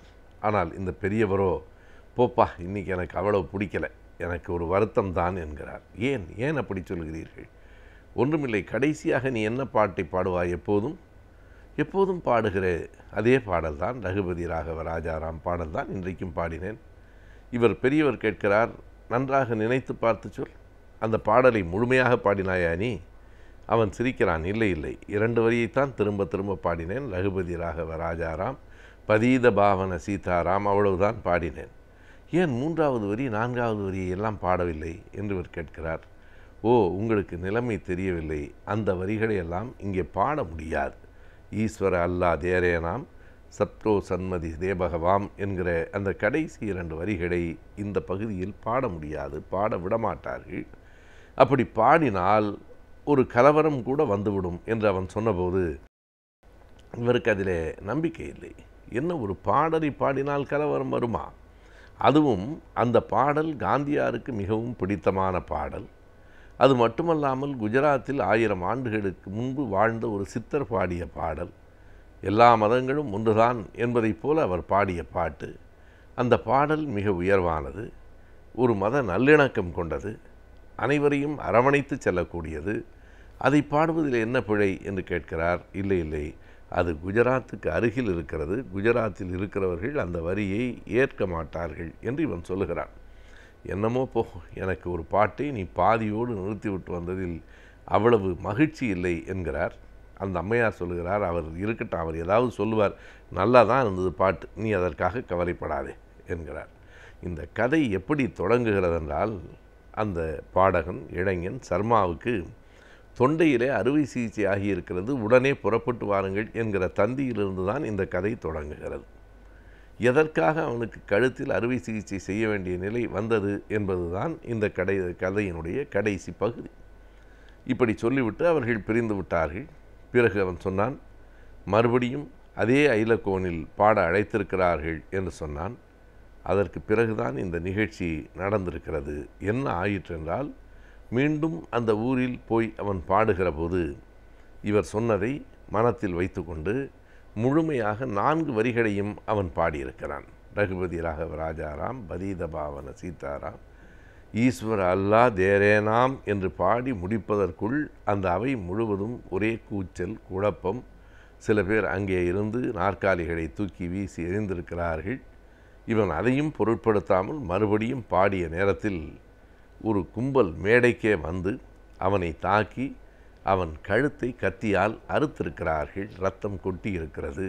அதற்கு பிறகுதான் அவன் மருத்துவமனையில் அனுமதிக்கப்பட்டிருக்கிறான். அந்த கூச்சல் போட்டுக்கொண்டே வந்த கும்பல், எங்கள் ஈஸ்வரனுக்கு அல்லாஹ் என்று யாரடா பெயர் வைப்பது, அல்லாஹ் என்று எப்படி இன்னொரு பேர் இருக்கும் என்று நீ பாடலாம் என்று கேட்டுத்தான் அவனை தாக்கி இருக்கிறார்கள். எல்லாம் முடிந்தது, அறுவை சிகிச்சை முடிந்தது. ஆனால் கடைசியாக சொல்லப்பட்ட அந்த வரி இருக்கிறதே, மருத்துவர் இவர்களை பார்க்கிற போது அறுவை சிகிச்சை வெற்றிகரமாக முடிந்துவிட்டது, ஆனாலும் இனிமேல் இந்த இளைஞனால் பாட முடியாது என்று அவர்கள் சொல்லியிருக்கிறார்கள். இவர் பெரியவர் உடைந்து போய்விட்டார். ஒரு பாடல் வரியை பாடியதற்கு இத்தனை பெரிய தண்டனையா, இத்தனை பெரிய தாக்குதலா, இனி அவனால் பாடவே முடியாது என்பதை விட பெரிய கொடுமை என்ன இருக்கிறது என்று இவர் உடைந்து போயிருக்கிறார். அந்த கதை எப்படி முடிகிறது என்றால், உன் பாடல் நின்று போனதற்கு நான் தான் காரணமா, நான் தான் காரணமா என்று அவர் புலம்புகிற புலம்போடு மட்டும் நின்றிருந்தால் கூட அந்த கதையின் அழகு அதில் இல்லை. கடைசியாக இன்னொரு தொடர் இருக்கிறது. நான் தான் காரணமா, நான் தான் காரணமா, நான் மட்டும்தான் காரணமா என்கிற கேள்வியோடு அந்த கதை முடிகிறது. இவர் பாடச் சொன்னதால் அவன் பாடினான், அதனால் அவன் கழுத்து அறுக்கப்பட்டது, அவன் பாடல் நின்று போனது. எனவே பாடச் சொன்னது நான் தான் காரணமா என்று கேட்கிற அதே வேளையில் நான் மட்டும் காரணமில்லை, சகிப்புத்தன்மை இல்லாத, உலகத்தில் பல்வேறு மதங்களும் இருக்கலாம் என்கிற பெருந்தன்மை இல்லாத, மதச்சார்பை மத வெறியாக மாற்றிக்கொண்டிருக்கிறவர்களும் தான் காரணம் என்பதை அந்த கதை சொல்லாமல் சொல்லுகிறது. ஒரு மத வெறி எப்படி இசைக்கும் கலைக்கும் எதிராக கூட எப்படி செயல்படும் என்பதை இந்த கதை எடுத்து காட்டுகிறது. ஒரு நாட்டின் குடிமகனாக அந்நாட்டின் அடிப்படை சட்டங்களை பற்றி அறிந்திருக்க வேண்டியது அவசியமாகிறது. அந்த வகையில் சில சட்டங்களை பற்றி இந்த பகுதியின் மூலமாக நாம் தெரிந்து கொண்டு வருகிறோம். இன்றைக்கும் தெரிந்து கொள்ளலாம். நிகழ்ச்சியில் அடுத்த பகுதியாக வரவிருப்பது ஆலோசனை நேரத்தில் சட்டம்.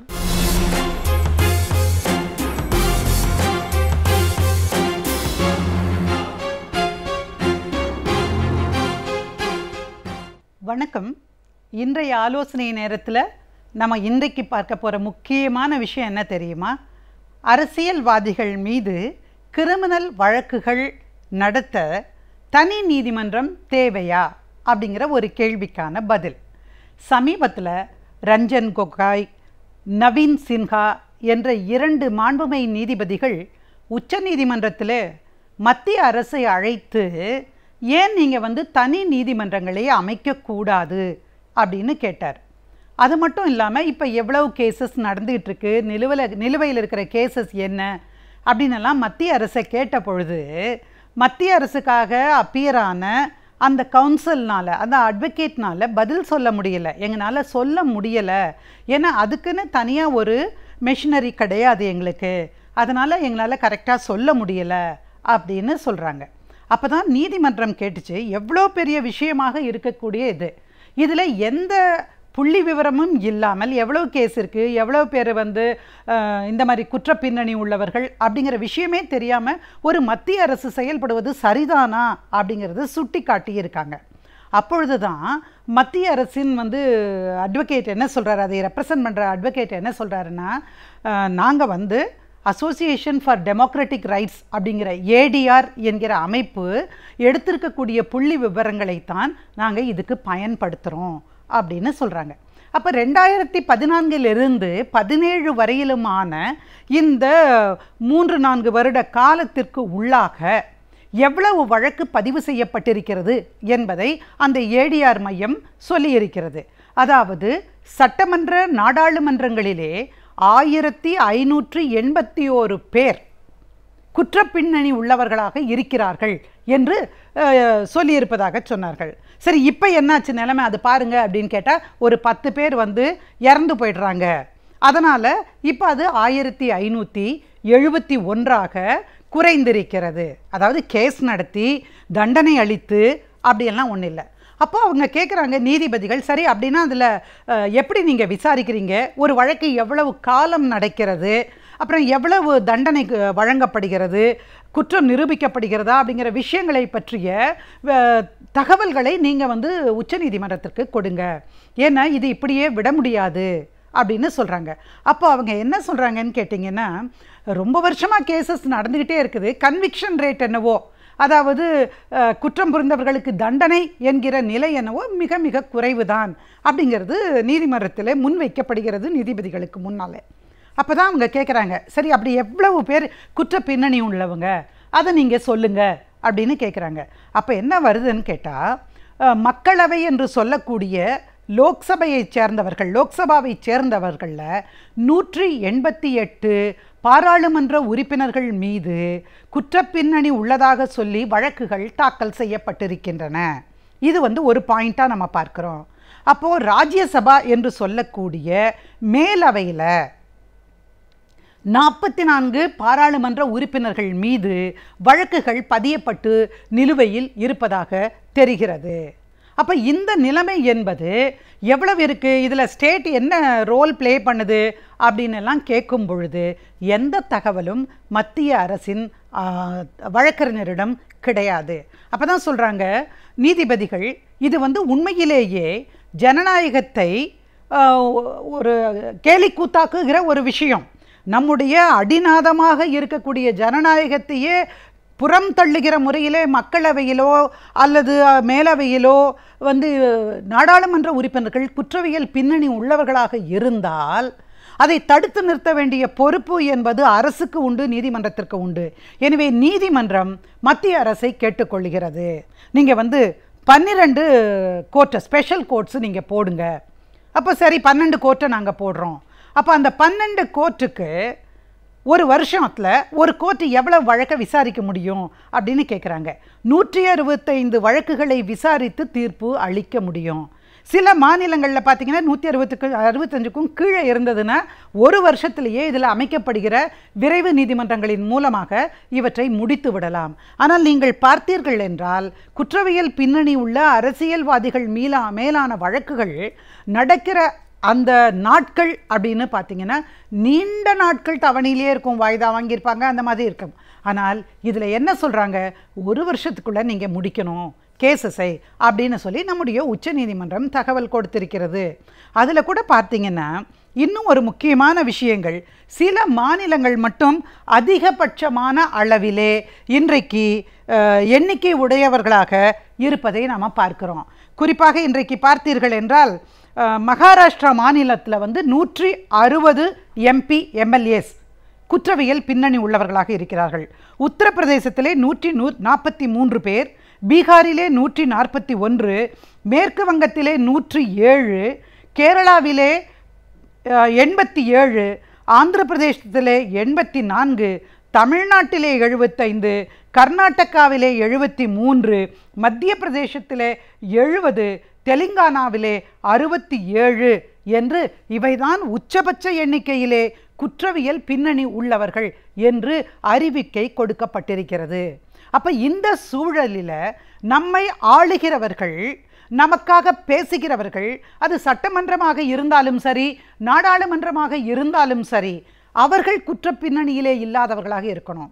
இதில் ஒரு விஷயம் பார்த்திங்கன்னா, இந்த குற்றப்பின்னணியில் கூட 2 கருத்தாக்கம் இருக்கிறது. அதாவது ஒன்று என்னன்னு கேட்டிங்கன்னா, உண்மையிலே எலெக்ஷன் நேரத்திலேயோ அல்லது வேட்பாளர் அறிவிப்பு நேரத்திலேயோ ஏதாவது கொலை நடந்து அந்த மாதிரி சம்பவங்கள் நடந்து அடிதடி வழக்கு, தீ வைப்பு போன்ற அந்த வழக்குகளாக இருக்கலாம். அல்லது இன்னொரு வகை என்னன்னு கேட்டிங்கன்னா, தனக்கு கொடுக்கப்பட்ட அதிகாரத்தை பயன்படுத்தி துஷ்பிரயோகப்படுத்தி அதன் மூலமாக சம்பாதிக்கிற வகை என்று 2வதாக. இந்த 2 பின்னணியிலே உள்ளவர்கள் யாராக இருந்தாலும் அவர்கள் ஜனநாயகத்தை பாதுகாக்கிறவர்களாக பாதுகாவலர்களாக இருக்க முடியாது என்பதை உச்சநீதிமன்றம் கவனத்தில் கொண்டு இருக்கு. அப்போ தான் கேட்குறாங்க, இப்போ எவ்வளவோ மாநிலம் இருக்குது இந்தியாவில், ஏன் 12 மாநிலத்தில் மட்டும் அப்படின்னு கேட்டிங்கன்னா, ஃபினான்ஸ் கமிஷன் ரெக்கமெண்டேஷனே அவ்வளோதான் வந்திருக்கு. அப்போ இன்ஃப்ராஸ்ட்ரக்சர் டெவலப் பண்ணுறதுக்கும் விரைவு நீதிமன்றங்களை அமைத்து தேவையான வசதிகளை செய்து கொடுப்பதற்கும் இன்றைக்கு 12 நீதிமன்றங்களுக்குத்தான் ஒதுக்கீடு செய்யப்படும் என்கிற நிலையில் ஒரு நீதிமன்றம் ஒரு வருடத்திலே 165 வழக்குகளை முடிக்க வேண்டும் என்று சொன்னால் குறைந்த காலபட்சத்திலேயே இந்த வழக்குகளை முடித்துவிட வேண்டும் என்கிற நம்பிக்கையோடு இந்த அறிவிப்பை வெளியிட்டிருக்கிறது நம்முடைய மத்திய அரசு. அதற்கு காரணம் என்னன்னு கேட்டிங்கன்னா, இன்றைக்கு ஒரு ஜனநாயகத்தினுடைய தூண்கள்னு பார்த்திங்கன்னா 3 விஷயங்களை சொல்லுவாங்க. ஒன்று சட்டமன்ற நாடாளுமன்றங்கள், இன்னொன்று அதிகார மையம், அல்ல மையம்னு சொல்லக்கூடாது, ஏன்னா இன்றைக்கி அது வேறு அர்த்தமாக போய்டு, அதிகாரிகள் அல்லது பியூரோக்ராட்ஸ் என்று சொல்லக்கூடியவர்கள் இருக்கக்கூடிய பங்களிப்பு. மூன்றாவதாக நீதிமன்றம். இன்றைக்கு இந்த சட்டமன்ற நாடாளுமன்றங்களிலோ அல்லது அதிகாரம் வழங்கப்பட்டிருக்கிறவர்கள் மத்தியிலே நடக்கிற தவறுகளுக்கோ களைகிற ஒரே ஆயுதமாக இன்றைக்கு இருப்பது நம்முடைய நீதிமன்றங்கள் மட்டும்தான். எனவே ஜனநாயகத்தை காப்பாற்றுவதிலே நம்முடைய நீதிமன்றங்கள் ஆற்றிய பணியின் விளைவாகத்தான் இன்றைக்கு உடனடியாக குற்றவியல் பின்னணி கொண்ட நாடாளுமன்ற சட்டமன்ற உறுப்பினர்கள் மீது விசாரணையை முடுக்கி விடுவதற்கும் வழக்குகளை செய்து பதிவு செய்யப்பட்ட வழக்குகளை விசாரிப்பதற்கும் உடனடியாக மாற்று 12 விரைவு நீதிமன்றங்களை நாடெங்கிலும் அமைக்கவும் ஒரு வருடத்திலே 165 வழக்குகளை முடிக்கவும் இன்றைக்கு செயல் திட்டம் வகுக்கப்பட்டிருக்கிறது.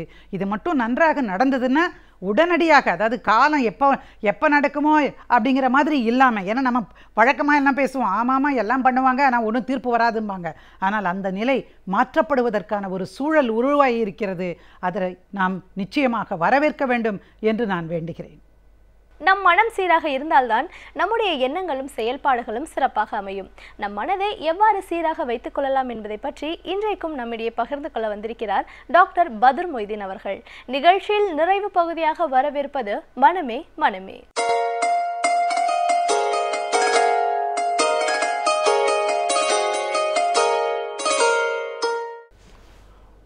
வணக்கம் நேயர்களே. நாம் கடந்த வாரம் எழுச்சியை பற்றி பேசிக்கொண்டிருந்தோம். அந்த எழுச்சியை உண்டாக்குவது பெற்றோரின் கடமை என்று கூறுகின்றோம். சில பெற்றோர்கள் கூறுகின்றார்கள், அந்த எழுச்சியை நாம் எவ்வாறு உண்டாக்குவது என்று கூறுகின்றார்கள். அந்த எழுச்சியை உண்டாக்குவது பெற்றோரின் கடமை என்று கூறுகின்றோம். அதை எவ்வாறு உண்டாக்குவது என்றால், அந்த எழுச்சியை உண்டாக்குவது நாம் ஒரு முன்மாதிரியாக இருக்க வேண்டும், ரோல் மாடலாக இருக்க வேண்டும். பெற்றோர் ஒரு ரோல் மாடலாக இருக்க வேண்டும். பெற்றோர்கள் கணவன் மனைவிக்கிடையே உறவு முறைகள், அவர்கள் தங்களுடைய எண்ணங்களை வெளிப்படுத்தும் முறைகள், குழந்தையிடம் அவர் காட்டுகின்ற பாசம், குழந்தையிடம் அவர்கள் நடத்துகின்ற நடைமுறை, குழந்தையை வளர்ப்பு முறை, வளர்ப்பினுடைய திறன், அதனுடைய திறமை, அதனுடைய குவாலிட்டி, அதை பொறுத்து அந்த குழந்தைக்கு இம்பாக்ட் வருகின்றது. குழந்தையை எழுச்சி உள்ள குழந்தையாக நாம் ஆக்க முடியும். நாம் எழுச்சி என்று சொல்லிவிட்டோம் என்றால் எழுச்சி என்பது தானாக வந்து விடாது. கடையில் வாங்கும் பொருள் அல்ல எழுச்சி என்பது. நாம் அதை உருவாக்க வேண்டும். குழந்தைகளுக்கு நாம் ஒரு முன்மாதிரியாக இருந்தால்தான் அந்த குழந்தை இந்த எழுச்சி தானாக வரும். நாமே முன்மாதிரியாக இருக்கவில்லையே, குழந்தையை நாம் எப்படி எதிர்பார்க்க முடியும்? குழந்தையிடம் நம்மிடமே உறவு சரியில்லையே. தாய் தந்தையிடம் உறவு ஒரு நல்ல உறவாக இருக்க வேண்டும். குழந்தைகளுக்கு பெற்றோர்கள் ஒரு பாதுகாப்பாக ஒரு எண்ணம் வர வேண்டும். பெற்றோர் நம்ம பாதுகாப்பு, ஒரு அரண், நம்மை பாதுகாக்கின்ற ஒரு பொருள் என்பது போல் அவர்களுக்கு ஒரு உணர்ச்சி வர வேண்டும். நாம் தான் விரோதிகளாக இருக்கின்றோமே குழந்தைகளுக்கு. எப்படி நாமளே நாம் ஆக்கி கொள்கின்றோம், விரோதிகளாக ஆக்கி விடுகின்றோம் குழந்தைகளை. எப்படி என்றால், நம்முடைய உறவு முறைகள், தாய் தந்தைகள் அவர்கள் பரிமாறுகின்ற அவர்களுடைய உறவு முறைகள், அவர் பரிமாறின எண்ணங்கள், பெற்றோர்கள் பேசிக்கொள்ளும் முறைகள், அவர்கள் குழந்தையிடம் பெற்றோர்கள் அவர்கள் நடந்து கொண்ட முறைகள், தன்னுடைய எண்ணங்களை வெளிப்படுத்தும் முறைகள், குழந்தைகளிடமிருந்து எண்ணங்களை எடுத்துக்கொண்ட முறைகள், அவைகளை பொறுத்து அவை அமைகின்றது. நாம் குழந்தையை அடித்து விடுகின்றோம், நாம் குழந்தையை மிரட்டுகின்றோம், நாம் அவர் நடக்கின்றோமா? இல்லை. நாம் எப்படி இருக்கின்றோமோ அப்படி தான் குழந்தைகள் வளரும். ஆகவே நாம் அந்த குழந்தைகளுக்கு எழுச்சியை உண்டாக்குவது பெற்றோர்கள் அவர்கள் முன்மாதிரியாக நடந்து கொள்ள வேண்டும். அவர்கள் எவ்வாறு நடந்து கொள்வது? நாம் சில பெற்றோர்கள் கூறுகின்றார்கள், சரி டாக்டர், நீ கூறுகின்றீர்கள் எழுச்சி என்று கூறுகின்றீர்கள், நாங்கள் என் குழந்தை படிப்பதே இல்லை, அவன் டிவியிலே தன்னுடைய பொழுதை போக்கின்றான், எப்போ பார்த்தாலும் டிவியில் தான் உட்காந்துட்ருக்கான் அப்படின்னு சொல்கிறாங்க சில பெற்றோர்கள். ஏன் அவன் டிவியில் உட்கார்ந்து கொண்டு இருக்கின்றான்? ஏன் உட்கார்ந்து நாம் இருக்கின்றோமா? நாம் டிவியை அணைத்து விட்டு இருக்கின்றோமா? நாமே இருப்பதில்லை. குழந்தைகளை மட்டும் நாம் டிவியை பார்க்காது என்று சொன்னால் குழந்தை கேட்குமா? நாம் ஒரு முன்மாதிரியாக இருக்க வேண்டும். நமக்கு டிவி இல்லாமல் இருக்க முடியாது. அப்படி இருக்கும்பொழுது குழந்தையை மட்டும் நீ டிவி பார்க்கக்கூடாது, போய் படிப்பான குழந்தை படிக்க முடியாது. குழந்தைகள் நாம் எப்படி நடந்து கொள்கிறோமோ அப்படி நம்முடைய கண்ணாடி தான், இந்த மிரர் இமேஜ் தான் குழந்தைகள், நம்முடைய பிம்பம் தான் குழந்தைகள். நாம் எப்படி என்பதை நாம் குழந்தைகள் மூலம் நாம் பார்த்துக்கொள்ளலாம். குழந்தை கண்ணாடி. அவை குழந்தைகளுக்கு குழந்தைகளை சரி, குழந்தைகளை நீங்கள் டிவியை அணைத்து விடுகின்றீர்கள், குழந்தை டிவி பார்க்கக்கூடாது என்று கட்டுப்பாடு விதிக்கிறீர்கள். ஓகே, அந்த குழந்தை உடனே போய் படிக்கின்றதா? படிப்பதில்லை. ஏன்? அடுத்த விளையாட்டுக்கு போகின்றது. டிவி அணைத்து விட்டால் வேறு விளையாட்டுக்கு போகின்றான். அப்படி என்றால் என்ன அர்த்தம்? டிவி அவனை ஈர்ப்பதில்லை, டிவியோ மற்ற விளையாட்டுகளோ அவனை ஈர்ப்பதில்லை. படிப்பு அவனை விரட்டுகின்றது. படிப்பு அவனை விரட்டுவதால் தான் அவன் எங்கே ஓடுகின்றான்? டிவியை நாடி ஓடுகின்றான். டிவி இல்லை என்றால் விளையாட்டு ஓடுகின்றான், செல்ஃபோன் தூக்குகின்றான், மற்ற விரயங்களில் தன்னுடைய நேரத்தை வீணாக்குகின்றான். காரணம், படிப்பு அவனை விரட்டுகின்றது. அந்த படிப்புக்கு நாம் குழந்தைகளுக்கு படிப்பின் மேல் ஒரு அக்கறை கொண்டு வர வேண்டும், ஒரு ஆர்வத்தை உண்டாக்க வேண்டும். அது இம்பார்ட்டன்ஸ் ஆஃப் தி எஜுகேஷன். அதுக்கு யார் பொறுப்பு? பெற்றோர்கள் தான் பொறுப்பு. பெற்றோர்கள் என்ன செய்ய வேண்டும்? அந்த குழந்தைகளுக்கு படிப்பின் மேல் ஒரு ஆர்வத்தை உண்டாக்க வேண்டும். ஆர்வத்தை உண்டாக்கினால்தான் நான் சொல்லப் போகின்ற கருத்துக்கள் எல்லாம் அந்த குழந்தைகளுக்கு பயன்படும். முதல் குழந்தைகளுக்கு படிக்கும் என்று என்ன வர வேண்டும்? நான் படிக்கின்றேன். சில குழந்தைகள் எழுச்சியுள்ள குழந்தைகளாக இருக்கின்றார்கள், நன்றாக படிக்கின்றார்கள் குழந்தைகள். என் குழந்தை நன்றாக படிக்கின்றது, அவன் டிவி பார்ப்பதில்லை, விளையாடுவதில்லை, படிப்பிலே முழு நேரம் செலுத்துகின்றான், ஆனால் மார்க்கள் வரவில்லை, மதிப்பெண்கள் வரவில்லை என்று சில பெற்றோர்கள் ஆதங்கப்படுகின்றார்கள். அது நியாயம். அந்த குழந்தைகளுக்கு தான் நான் இன்று சொல்லப் போகின்ற அந்த யூகங்கள், அந்த யுக்திகள் எல்லாம் மிக அழகாக பயன்படும். எல்லா குழந்தைகளுக்கும் என்று சொல்ல முடியாது. அந்த குழந்தைகளுக்கு எழுச்சி வர வேண்டும். அது என்ன வர வேண்டும்? படிக்கின்றது, தான் கஷ்டப்படுகின்றான், ஆனால் தான் நினைத்ததை சாதிக்க முடியவில்லை, தன்னுடைய டார்கெட்டை அடைய முடியவில்லை, அங்கே லேப்ஸ் நடக்கின்றது, அங்கே ஒரு இடைவெளி ஏற்படுகின்றது. அந்த இடைவெளியை நிரப்புவது தான் எங்கள் கடமை. அதற்கு தான் நாங்கள் சொல்கின்ற யூகங்கள்லாம் உங்களுக்கு பயன்படும். குழந்தை அந்த இதுக்கு வரவில்லை, அவனுக்கு எழுச்சியே வரவில்லை, அவன் படிக்கவே மாட்டேங்கிறான். அப்போ எப்படி நாம் அவனுக்கு உண்டாக்குவது? ஆகவே குழந்தை படிப்பை ஆர்வத்தை உண்டாக்க வேண்டும். பெற்றோர் கடமை. ஆர்வத்தை எப்படி உண்டாக்குவது? குழந்தைகள் ஆர்வத்தை நாம் தான் குழந்தைகள் ஆர்வத்தை உண்டாக்க கற்றுக்கொள்ள வேண்டும். முதலில் குழந்தையை நாம் கணிக்க வேண்டும். குழந்தைகளுக்கு ஆரம்ப காலத்திலே நாம் குழந்தையை கவனித்துக்கின்றோம். குழந்தை ஒரு மார்க் வாங்கிட்டு வருகின்றான் பள்ளியில். அவனுக்கு என்ன சொல்கின்றோம்? நீ அதிகமான மார்க் வாங்கினால் உனக்கு நான் இதை தருகின்றேன் என்று சொல்கின்றோம். ஒரு பாசிட்டிவ் ரீஇன்ஃபோர்ஸ்மெண்ட் என்று சொல்கின்றது. ஒரு பொருள் மூலமாக குழந்தைக்கு ஒரு காம்ப்ளிமெண்ட் மூலமாக குழந்தை ஊக்கப்படுத்துவது, பாசிட்டிவ் முறையில் ஊக்குவிப்பது குழந்தை படிப்பில். அந்த குழந்தைக்கு இன்னைக்கு ஸ்கூலுக்கு போயிட்டு வந்துச்சு, நான் உனக்கு இது தருகின்றேன் என்று கூறுகின்றோம். அதுபோல தான் குழந்தையை நாம் உருவாக்க வேண்டும். ஆனால் அந்த குழந்தை அதிகமான மார்க்கில் வாங்கிவிட்டு வந்துவிட்டது, இல்லை இன்று குழந்தை பள்ளிக்கு நன்றாக போய்விட்டு வந்துவிட்டது என்றால் உடனே நாம் அந்த பரிசை கொடுக்க வேண்டும். நாம் கொடுக்கின்றோமா? இல்லை, நாளைக்கு தருகிறேன் என்று சொல்கின்றோம். குழந்தைக்கு அந்த நம்பிக்கை போய்விடுகின்றது. நாம் பாசிட்டிவ் ரீஇன்ஃபோர்ஸ்மெண்ட் பண்ணும் பொழுது உடனே நாம் குழந்தைகளுக்கு அந்த கிஃப்டை கொடுத்து விட வேண்டும். கிஃப்ட் என்பது அது எதுவாக வேணாலும் இருக்கலாம். பொருளாக இருக்கலாம், தின்பண்டங்களாக இருக்கலாம், இல்லை நேரமாக இருக்கலாம். குழந்தை சைக்கிள் விளையாடுகின்றாயா, கூட கொஞ்ச நேரம் விளையாடுன்னு சொல்லுகின்றான், அதுவும் பாசிட்டிவ் தான். நீ அதிகம் இன்றைக்கி பள்ளிக்கு போய் வந்து விட்டாய், இன்றைக்கி குழந்தை அழகாக பள்ளிக்கு போய் விட்டது, அளவில்லை, உடனே நான் தருகிறேன் என்றால் உடனே நம்ம அதை கொடுத்து விட வேண்டும். சைக்கிள் ஓட்டலாம், இந்த கொஞ்சம் நேரம் சைக்கிள் ஓட்டலாம், இல்லை டிவி கொஞ்சம் நேரம் பார்க்கலாம், இல்லை ஒரு புஸ்தகம் வாங்கி கொடுக்கலாம் குழந்தைகளுக்கு, இல்லை வெளியில் கொண்டு செல்லலாம். ஏதாவது ஒரு இன்ஃபோர்ஸ்மெண்ட், ஏதாவது ஒரு ஊக்குவிப்பு எப்படி ஊக்குவிக்குமோ அதே போல் சில பிள்ளைகளுக்கு பணமாக கொடுப்பதை விட தின்பண்டங்களாக கொடுக்க சாக்லேட் பொருள் கொடுக்கலாம், பரிசுகளை பென்சில் பாக்ஸ் கொடுக்கலாம், குழந்தைகளுக்கு பிரயோஜனம் பண்ணக்கூடிய பள்ளிக்கு தேவையான பொருட்களை நாம் கொடுக்கலாம். ஏதோ ஒரு காம்ப்ளிமெண்ட், ஒரு கிஃப்ட் மூலமாக குழந்தைகளை நாம் அதை அப்ரோச் பண்ண வேண்டும். அதை நாம் உடனே செய்ய வேண்டும். உடனே செய்தால் அந்த குழந்தை கண்டிப்பாக அதை நம்பிவிடும். நாளைக்கு நம்ம செய்ய வேண்டும், செய்தால் உடனே கிடைக்கும் என்று. நாம் செய்வதில்லையே. நாம் இங்கே செய்கின்றோம். குழந்தை மார்க் குறைந்து விட்டால் அடிக்க தெரிகின்றது, நமக்கு குழந்தை மிரட்ட தெரிகின்றது. ஆனால் நான் அது பாசிட்டிவ் வரும்போது நாம் செய்து தோணுகின்றதா? இல்லை, நாளைக்கு தருகிறேன் என்று சொல்லிவிடுகின்றோம். குழந்தை எப்படி அது ஏற்றுக்கொள்ளும்? மறுமுறை அது கண்டிப்பாக அது பாசிட்டிவ் இன்ஃப்ளூயன்ஸுக்கு ஒத்து வராது. தெரியும் அதுக்கு அம்மா தரமாட்டாங்க, பெற்றோர்களிடம் கிடைக்காது என்று. ஆகவே அதை நாம் ஒழுங்காக செய்ய வேண்டும். பாசிட்டிவே நீங்கள் ஒழுங்காக செய்ய வேண்டால் குழந்தை நெகட்டிவ் போகவே போகாது. ஒருவேளை குழந்தை மார்க்கள் குறைந்து விட்டது என்று வைத்துக்கொள்வோம். மார்க்கள் குறைந்து வைத்து நாம் என்ன செய்ய வேண்டும்? குழந்தைக்கு நான் உனக்கு இது ப்ராமிஸ் பண்ணேன் தருவேன் என்று தரமாட்டேன். ஆகவே நீ என்ன செய்ய வேண்டும்? நன்றாக அடுத்த முறை அதிகமான மார்க்கள் வாங்கினால் உனக்கு நான் இதை தருகின்றேன் என்று நாம் அதை சைக்கலாஜிக்கல் பனிஷ்மெண்ட் சொல்லியிருக்கிறது. குழந்தைக்கு குழந்தைக்கு அது எந்த ஒரு காயப்படாமல் குழந்தையுடைய உணர்ச்சிகளை மட்டும் நாம் அதை தண்டித்தோம் என்றால் குழந்தை திருந்துவதற்கு வாய்ப்புகள் உண்டு. சைக்காலஜிக்கல் பனிஷ்மெண்ட் என்பது குழந்தையை திருத்துவதற்கு தான். நம்முடைய எண்ணமே அதுதான். எல்லா பெற்றோர்களுக்கும் அதான் எண்ணம். நாம் கையாளின முறைகள் தவறாக இருக்கின்றது. ஆகவே நாம் சைக்காலஜிக்கல் பனிஷ்மெண்ட் மூலமாக அதை நாம் மனதில் வைத்துக்கொண்டு அதன் மூலமாக நாம் குழந்தைகளை அதை சரிமுகப்படுத்தினால் அந்த குழந்தைகள் நேர்வழிக்கு வந்துவிடும். ஆகவே நாம் என்ன செய்ய வேண்டும்? மைனஸ் குழந்தை நெகட்டிவாக போகும்போது நாம் அதை தண்டிக்கக்கூடாது. பாசிட்டிவ் ரீஇன்ஃபோர்ஸ்மெண்ட் ஏற்றும் பொழுது குழந்தை மார்க்கள் குறைந்து வந்துவிட்டால் அந்த குழந்தை நாம் உடனே எடுத்து அடிக்கின்றோம், திட்டுகின்றோம் செய்யவே கூடாது. வார்த்தையாலோ இல்லை கையாலோ உடலாலோ குழந்தைக்கு எந்த தீங்கும் செய்யக்கூடாது. சில பேர் திட்டுவாங்க, அதுவும் குழந்தைக்கு பனிஷ்மெண்ட் தான். அது அடிப்பதும் ஒன்று தான், திட்டுவதும் ஒன்று தான். ஆகவே நாம் உடல் காயங்கள் ஏற்படக்கூடாது, மனதில் காயங்கள் ஏற்படக்கூடாது. ஆகவே நாம் குழந்தை கையாளுகின்ற முறையில் தான் நம்ம குழந்தைக்கு எழுச்சியை உண்டாக்க முடியும். மீண்டும் அடுத்த வாரம் சந்திப்போம். நன்றி, வணக்கம்.